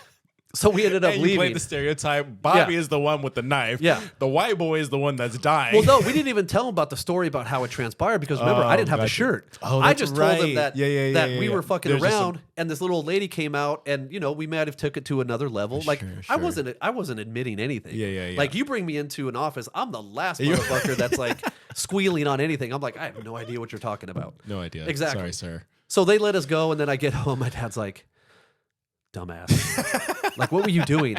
I just go, oh, this is what happened. He's like, oh, you're an idiot. Like, you're an idiot. But that is the way I grew up. Just crazy. Doing dumb shit. We got our bikes taken away when I was in 4th grade because we were throwing oranges at the new principal that came in. Oh, nice. So we had to get our parents down there. Nice. Like, yeah. Just jackass times 10. Like, we used to take a boogie board and put it on a skateboard, like everybody. And we used to go sliding down my hill, like because I had a long hill. Nice. And my friend, Mission Viejo, yeah. You're gonna pick up some fucking right? speed, and we'd have to stop by pulling the board back. But what happened was my buddy would get his pants ripped because his ass is on. On the cement. No. So he had a huge cut, like scrape raspberry on the back of his ass. So he goes, hey, I got to go to my house to like go change. Yeah. So I'm like, cool, let's go. So we change. He coming back? Yeah. So we go because he has a rip in his pants. So it's the same guy that took the shit on the window. Awesome. So I go, okay. So we go into his room, and I go, dude, fuck, that's gnarly. Let me see that.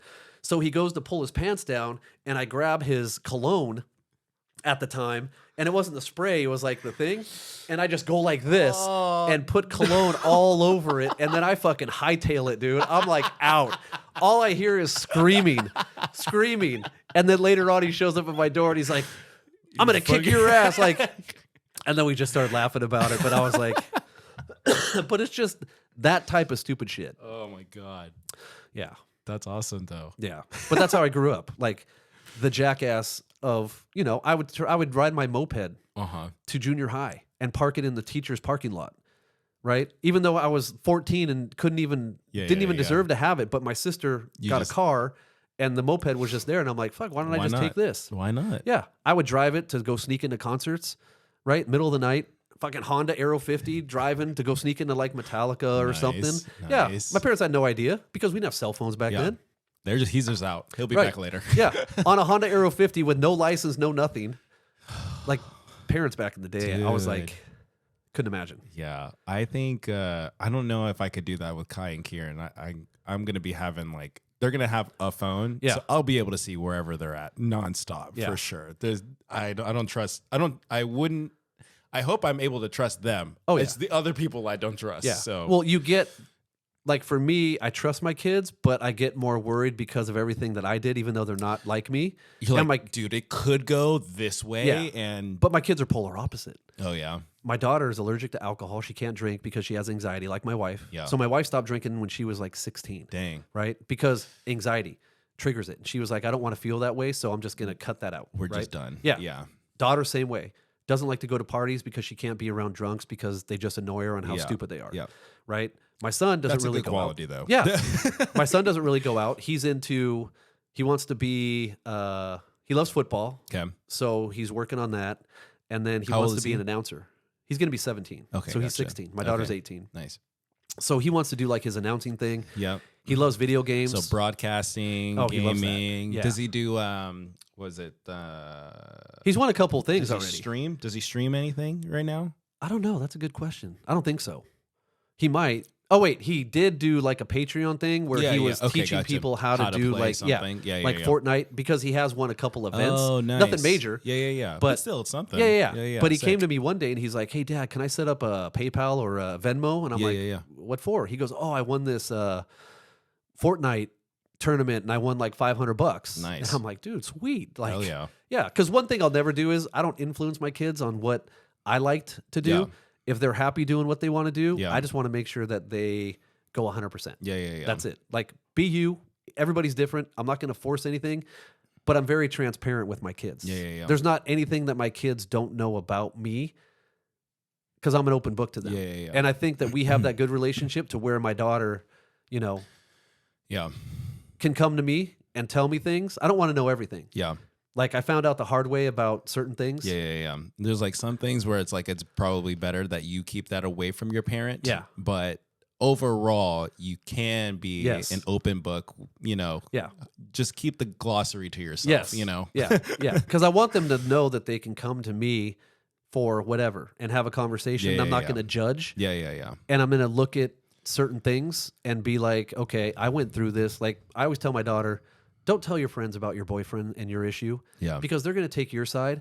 And Always, then when you 100%. Right. And then when you make up with your boyfriend, it's going to be that kind they're of not going to like them ever. Right. And you don't want a relationship where you have your best friends and your boyfriend or whoever it is and they don't get along because you've talked shit about both of them to both people. Right. Yeah. And I go, just don't. So I try to teach her the things that I went through. Like right now, it's a struggle with her because a lot of the people at her school are just drama. Yeah. Like, and she doesn't put up with drama, but her suspected friends that she thought were her friends aren't really her friends. Yeah. And I'm kind of teaching her about how to not give a shit about that because the majority, like you said, the majority of people that you meet in her life right now, she's not going to give two fucks about later on in life. Mm-hmm. And they're not going to mean anything in the grand scheme of helping you pay your bills and getting you this and getting you that. Plus, they're probably going to be a negative influence on you. Yeah. So cut them out. Yeah. Right? So it's teaching kids that lesson that I took time to learn because there's probably a lot of people that I could have cut out that probably were not the best influences on me. Yeah. And there's probably times that my friends should have done the same to me because I probably wasn't a good influence. So it's just comedy because now I get messages on Facebook from parents that say, "Oh my God, I'm so glad to see you like become like a normal citizen, I guess. Like that you grow up, your families look so great."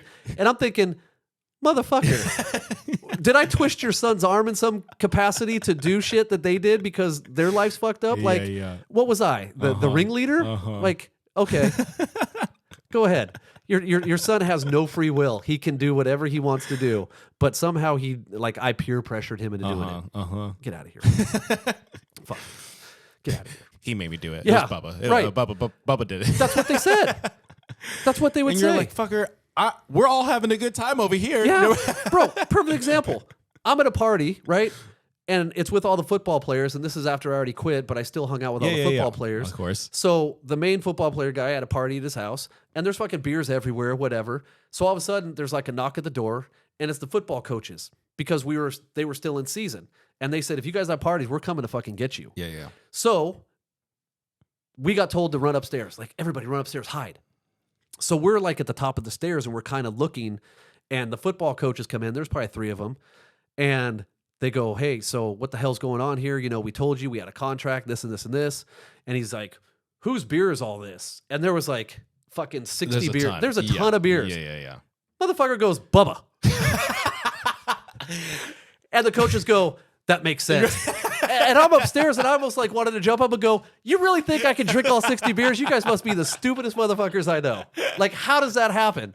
Like, but they believe it. Yeah. They're like, "Oh, Bubba did it." Oh, okay. All right. Yeah. Have fun Right. later. And it's like when my friends talk to like my mom when she was here or my wife, and I try and tell them a story. Like, if you did something bad, I'd be like, "Oh my God, honey, you won't believe what Kyle did. Kyle did this and this and this." And it was like a bad funny, right? Yeah.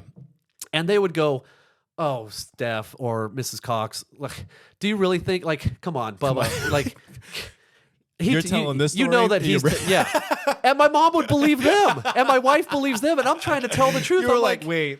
yeah. And then I go out, my friend's like, "Yeah, fuck you." I'm like, never again. Never again. But no, that's why I like your wife's name, because that's my wife, Yep. my sister, Yeah. and my aunt. Oh, geez. They're all Stephanies. Yeah. Easy name to remember. Huh? Oh, it is. Well, dude, figure it out. I got to find somebody that has a good first name to go with my last name, Cox. True. You think I'm going to marry like an Alec? Yeah. No. Alec Cox? Right? Like, there's certain names that can't go with my last name. I got to make it easy because It's they'll an get easy tortured. porn star name. Yeah. Right there. Like, I always wanted to name my son like Jack, right? Jack Cox. You imagine the torture? Jack Cox. I already got tortured. My name was John. Like, you figure Jack, right? Alec Cox. Well, it's like the name Harry? Richard, and everyone's name. Your nickname is now Dick. Yeah. Yeah. Which is fine, right? Like, there came a point when I'm like, okay, fine, my last name's Cox. You know why? Because I have 2 Yeah. in one. And they're like, "What does that mean?" I'm like, "Just figure Come it find out. Yeah, come find out. Let's go to the locker room. Yeah, go ahead. Ask your girlfriend. Yeah, she knows. You're at the club. What's your name? John Cox. Yeah. Why? And then Jodeci comes on. Oh yeah. I'll show you why. Let this song play, and then we'll kind of, the Secret Garden's coming on. We'll go talk later. But yeah, but no, I loved women back in the day. Yeah. It was my crutch. Yeah. Like, some of the stupid shit I did was just for girls. And your dad would have to reel me in. Yeah. Because he I'm saw it. surprised he reeled you in. No, he did, because he saw it early on. Or like his experience and Yes. stuff. Yeah. And being with, like, there was a girl that I was with that he was just like, yo, dude, like, cut it off. yeah, like, I'm coming at you from love. Like, you need to dump this Yeah. chick. She's just toxic. Yeah. He did that well for me too. In I won't say what time frame, but Yeah. definitely he would have those conversations with me of like, yo, just his hint was don't settle. Yeah. Oh, she was banging my best friend behind my back. Oh, geez. Yeah, no, my dad was good. He would just say, don't settle. Like, Yeah. if he didn't approve, that's how he said it, which was a really nice way to say it. Right. And then I think I introduced him to Stephanie, and he was really proud Yeah. at that point. And I was like, oh shit, you didn't say the phrase. Right. Like, Right. Oh, okay, all right, I got a good keeper here then for sure. No, yeah. And he approved of my wife because we all used to hang out together back in the day. Nice. Right? Nice. So that was a good thing. Community. Yeah. It was already the community that was there. Yeah, and he already knew her, and so I started dating her because with your dad and all those guys, I got an early education on like girls and everything. The how-tos and what not to do's and all of it. The oh shit, I can't believe I did that. Yeah. I got Uh-huh. And it was majority of it was all good. Yeah. Like I'm 15, this chick's 19. I'm like, man, like wow, this is nice. Think about this too. I had it nice because I was the white guy that could fucking dance his ass off. Yeah. And you was were hanging a rare out with breed. older, right?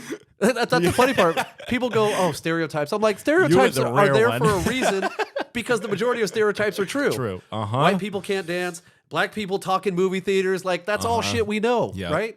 So I was against that stereotype of white people because the majority of fucking white people can't dance, dude. It's amazing. Like I laugh and I'm like, "What are you guys doing? Like, do you know a 4 count? Like, come on." No. So I had the luxury of being able to do that, and then not only doing it, but being in like our dance group, and being able to like excel and go do this and go do like fashion shows with your dad and all that shit, to where it was like, oh, okay, now taking notice. You were exposed to a lot. Yeah, and I was confident. Yeah. So I wasn't like that's a hiding. good combo. Yeah. Like when the music came on, I'm already in the circle. Yeah. I'm like, fuck this. I'm going out there. Well, I think that's one of the biggest parts too that just helps is just saying, I don't give a fuck. Right. Let's just go for it. Yeah. You know? I didn't give a shit what majority of people thought because I was just confident. Yeah. No, for sure. You know? And I know that they had my back too, which was good because they were the ones running the show. I was just there to be like taking advantage of it. Yeah, for sure. So it all worked out. And then I got the early lesson to where when I finally met my wife, which was at 23, she's the only one. Yeah. So we've been together for 26 years. That's awesome. Yeah. Nice. Was it Steph and I have our 8-year anniversary this year? Yeah. We got married when we were babies. 22 and 23. Oh, damn. Yeah. Super young. Yeah. Super young. Yeah. That's crazy. But yeah, no, it is crazy. But yeah, just the experience, because this is how stupid it was. When I was in 7th grade, my motto was 21 by 21. Okay. Explain that. Really? Explain it. So, having sex with 21 girls by the age I was 21. Okay. Okay. Crush that goal. Yeah. Like, that goal was like by 11th grade, maybe. Like, yeah. Nice. Yeah. Because I didn't care. It was like, when people called you a player, it was like a compliment. Yeah. And girls knew it, like, oh, you're just a player. You're like, and? Right. But they would bag on you and be like, oh, you're a player. But then the next night they're sleeping with you. Yes, right. Exactly. Right. They like the bad boys. Yeah. Yeah. And girls would play games just as much as the guys. If not and worse. If not worse. And so you kind of learn about that and then take what you can and then give the life lessons to when you have kids. Like, hey, you've been through this, but I've been through it times 10. Yeah. Like, don't fall in these traps. Yeah. And I'm not telling you this because I want to be a dick or I'm trying to be that dad. I'm telling you this because of the way that I went through it. Yeah. Right? Avoid it. Yeah. But they don't sometimes. Yeah. You know? Again, it's part of the life. It is. You know, just having to experience anything and everything. Yeah. Which is good. But as long as you tell them and you're transparent in the reasons behind it and don't try and hide things and shelter your kids. Like, I see so many parents that just try and shelter their kids and it doesn't pan out. They end up worse. Yeah. Whereas I'm just like an open book. I tell my kids exactly what I think. I'll tell them exactly what I went through. I don't hide shit in my past. Yeah. Like they know everything. Mm-hmm. My daughter's probably like my best friend and my son. Yeah. You know, it's still the dad. There's no relationship. respect. Yeah. But I've never had to hit them because like your dad, I just give them the look. Yeah. And then they know, don't fuck around. Yeah. Like I'm not playing. Yeah. Like not playing at all. And just having discipline and just, you know, having just a good relationship and even, you know, marriage is tough. Yeah. There's some days that you just like, fuck, really? Just don't want to be there. No. Yeah. No. Yeah. But you have good conversations and you don't try and take things, even though sometimes it happens, to bed angry. Yeah. And you just talk through it because, you know, in the grand scheme of things, that's your best friend. Yeah. And that's the one that's ride or die. Yeah, 100%. And as long as you maintain that communication on needs and expectations and have a compromise where it's not tit for tat. Yeah. Like, oh, you went out last week. I'm going out this week. Yeah. No. That's something Steph and I are constantly trying to work on or just like stay keep that as like a priority in our mind of making sure that we're not doing that. Because it's very easy to see like when you are doing that and trying not to you know, because I think those are the moments where you really are like, oh shoot, like, okay, I'm not trying to be, you know, Petty. Yeah, I'm not trying to be Right. petty, or I want to make sure that I'm not like, I did this and you need to do this Yeah. next, and I did this and you do this. Like, Right. yes, there's the idea of being fair, but like I think also that's where I've learned to really show my love Yeah. to her is when the moments are like, she could do this, or I could have done this, Right. but then like each other is going the extra mile for each other. So Yeah, and it's like as simple Yeah. as, there's dishes in the sink. Oh, well, I did dishes yesterday. Why can't you do them? No, Yeah. the dishes are dirty. Yeah. Like, I don't care whose they are. Let's just get them clean. Exactly. Right? And sometimes Exactly. I have friends, and one of great things is my friend came over to my house, and it was when my kids were young, and I smelled my kid had shit in his diaper. So I'm like, oh, okay. I go, hey, honey, Matt's got poop in his diaper. I go, can you just throw me a diaper? So she throws me the diaper. I put him down. I take off. I like wipe them all down, throw away the diaper, put him back up, good to go. And my friend looks at me and goes, dude, you can't be doing that. You're making me look bad in front of my wife. Because he thought it wasn't his job. Oh, gotcha. And I'm like, bro, that's a good way to get divorced. Yeah. And guess where they're at now? Divorce. Yes. Yeah. And I just go, because here's the thing. He would play in different football leagues. He would do whatever he wanted to. And then when he came home, he thought because he brought in the money that he didn't really have to help out in the capacity of, giving his wife a dailies. break. The dailies, Yeah. right? Mhm. Even though on the backside, like she may have had a rough day. Dealing with kids isn't the most pleasant thing to deal Yeah. with. Like your patience level Yeah. completely goes Steph up. and I actually had that we had a moment. We had a moment where like it was an aha moment, even just for me. I think it was only Kai, Yeah. and she wasn't working, and I was the one bringing in the money with Right. the weddings and whatnot. And so, and granted, I'm only working on the weddings Saturday, Sunday, Yeah. maybe every other week. So Right. it's not a very consistent thing. But like after a wedding day, like after Saturday, it's an 8 to a 12-hour wedding Right. day. I get home, I go to bed, I'm exhausted in the morning or Yeah. something like that. And sometimes I would come up and help out with Kai. And Right. then other times, like I'm just tired, Right. literally just from being an extrovert Yeah. for 12 hours and Can't working. do that.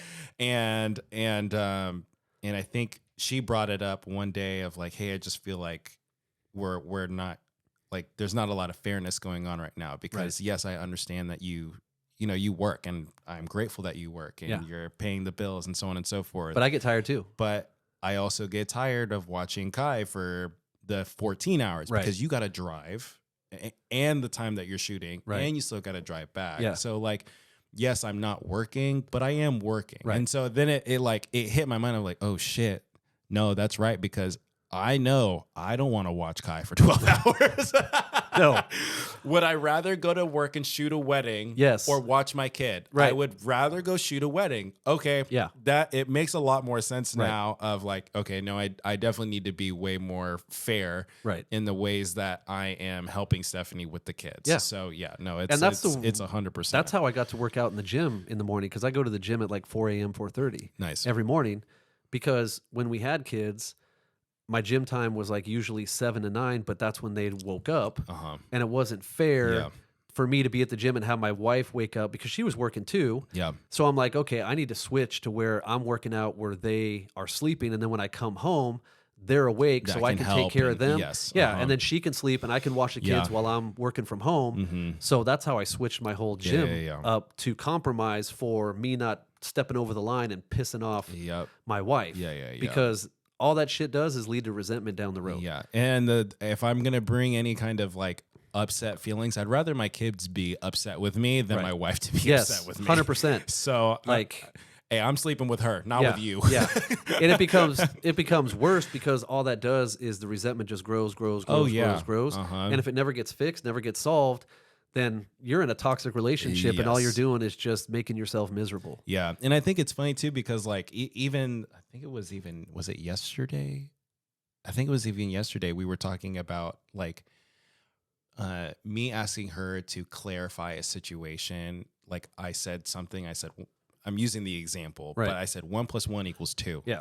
And she heard it and she interpreted that as 1 + 1 = 3. Now, Yeah. this doesn't happen very often. Right. My wife is great. It Yeah, doesn't yeah. happen very often. But in this situation, she took what I said and she thought I meant something else. Right. And I didn't. And so Just took it out of context. exactly. And so so she assumed something, but then in the same moment, now I realize I'm like, oh shoot, like I thought she's being distant. She turned her back towards me. Like she wasn't talking to me. She opened and played her Switch. So she's upset with me. Yeah. So then I said, I'm going to only ask this once. Are you upset with me? And she's like, no, but I disagree with what you're saying. Yeah. And I'm like, well, what did I say? And she said, well, you said this. And I'm like, Yeah. Time out.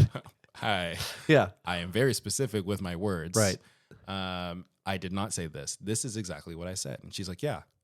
So she acknowledged that this is what I said, but then we come to find out that this is what was clarified. Right. So it's just learning of like, even in those moments, like bitterness or like tension can like just spark out of and it just grows. And I was like, it could have grown. Literally, it could have ruined the entire day yesterday.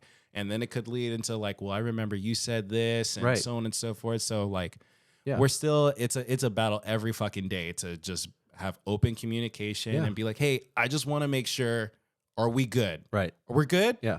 Hey, I just want to make sure this is what you said. Okay, this is what we said. You know, like, so it's just, it's a constant communication battle. Yeah. And you have to, because it gets bad. Like we used to argue all the time about what you said about family. Yeah. And how shit just isn't fair, or why your parents, like, why are they butting in our lives? Yeah. Why are they trying to run shit? Like, tell them to shut, like my thing is tell them to shut the fuck up. Yeah.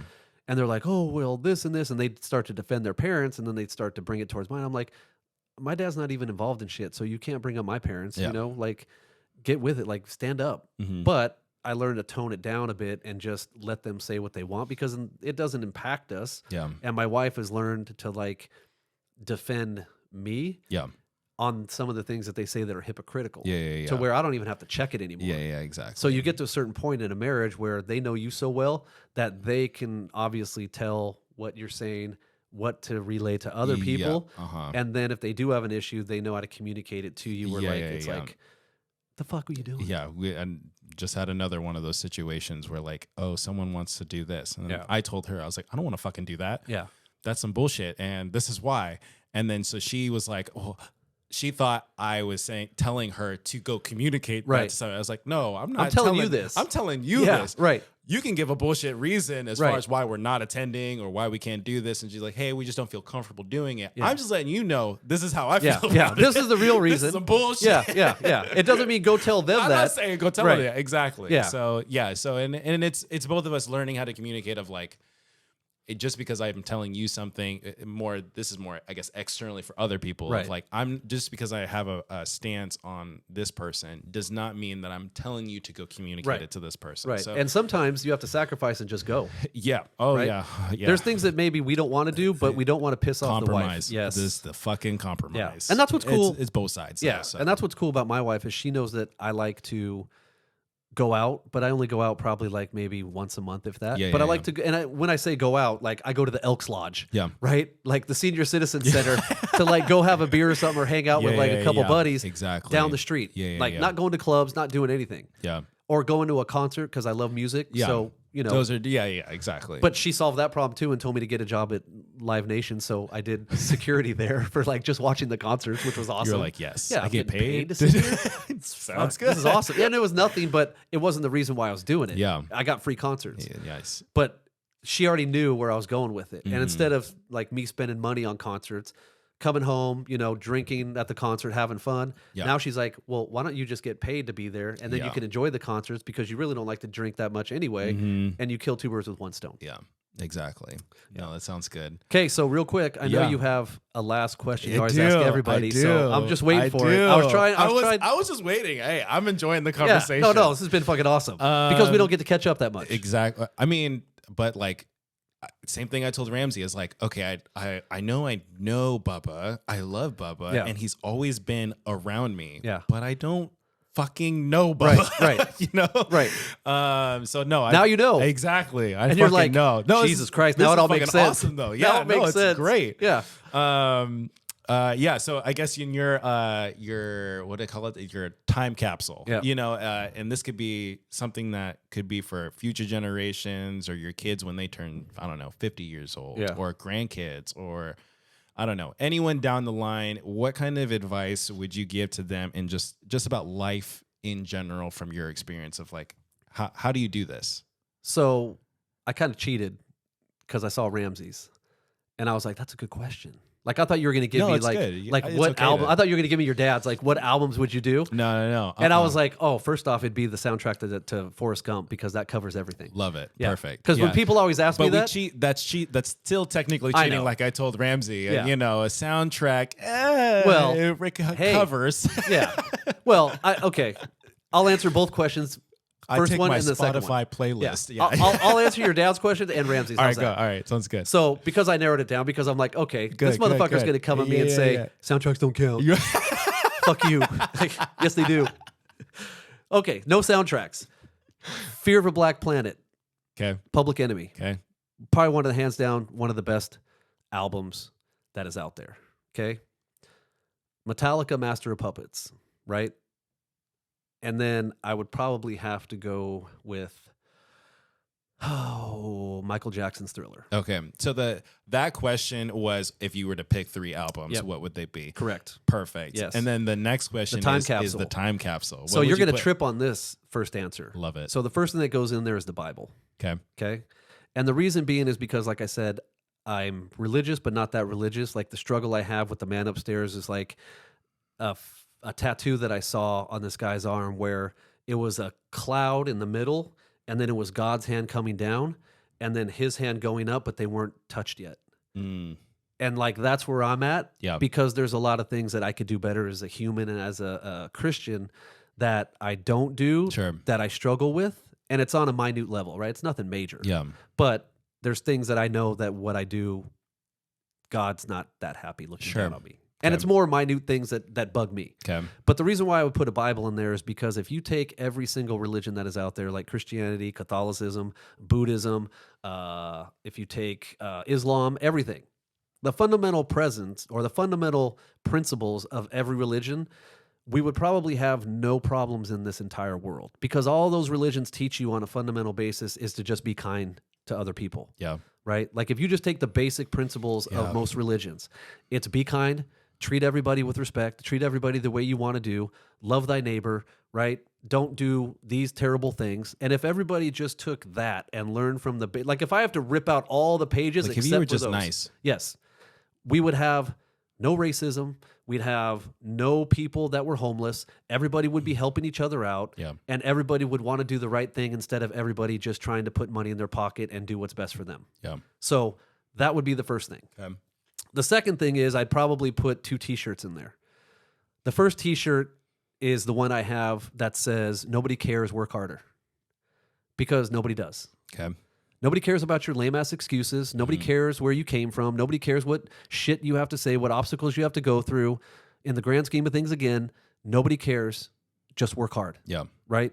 Just work hard. And then the other one is, it's on the back. It's called, it's simple, play better. Right? And this goes out to everybody. Yeah. You're going to bitch and moan and gripe about situations. Like, I'll put this towards sports. You're going to complain about sports. You're going to complain that this wasn't fair. The refs called this. The refs did this. You know what? Play better.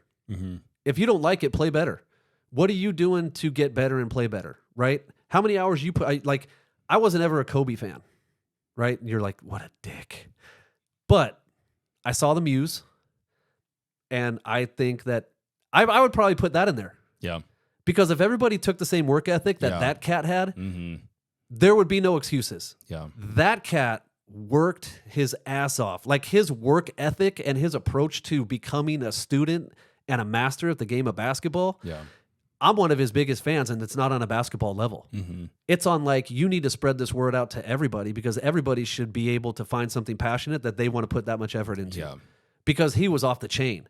And when I watched the Muse, I was like, had so much respect for him and the way that he did things. And Michael Jordan's the same way. It's when you find something that you want to do that you're passionate about, nothing should be able to stop you in order for you to get where you need to be. Yeah. You shouldn't have to make excuses. There shouldn't be anything. And another great guy is like David Goggins, if you ever listen to him. I've heard. Yeah. I've listened in on another podcast of him. I think It's the same thing where he's like, don't put up with the bullshit. Yeah. Like, if you want to do it, don't make it an excuse not to get there. Yeah. So those would be the things. So I added the Muse. So it would be the Bible, those 2 sayings, Yep. and the Muse by Kobe Bryant. Perfect. Well, thanks, Bubba. It's Dude, been this a has lot been of awesome. fun. Yeah. Always. Well, when don't we laugh? Like, we were in the parking lot, and the first thing we start doing is laughing because we automatically were like, oh, shit, we're going to talk about some shit. Like, this is going to be funny. So, yeah. No, and when I saw your dad, I'm like, oh, my God, I would love to do that with Kyle, because every time that we would go to do a DJ thing, me and you would just laugh at people. And not like in a bad way, but it would just be, we find things funnier than most. Yeah. And we have good sense of humor. And just the fact that we know each other so well, like, been around since you've been born, that we can have that relationship where it's like, oh my God, dude, think about this. Sure. So yeah, this has been a huge pleasure, man. I can't wait to do it again. Yeah. In 50 years. Appreciate in 50 it. years, when I'm still working at 90. Oh.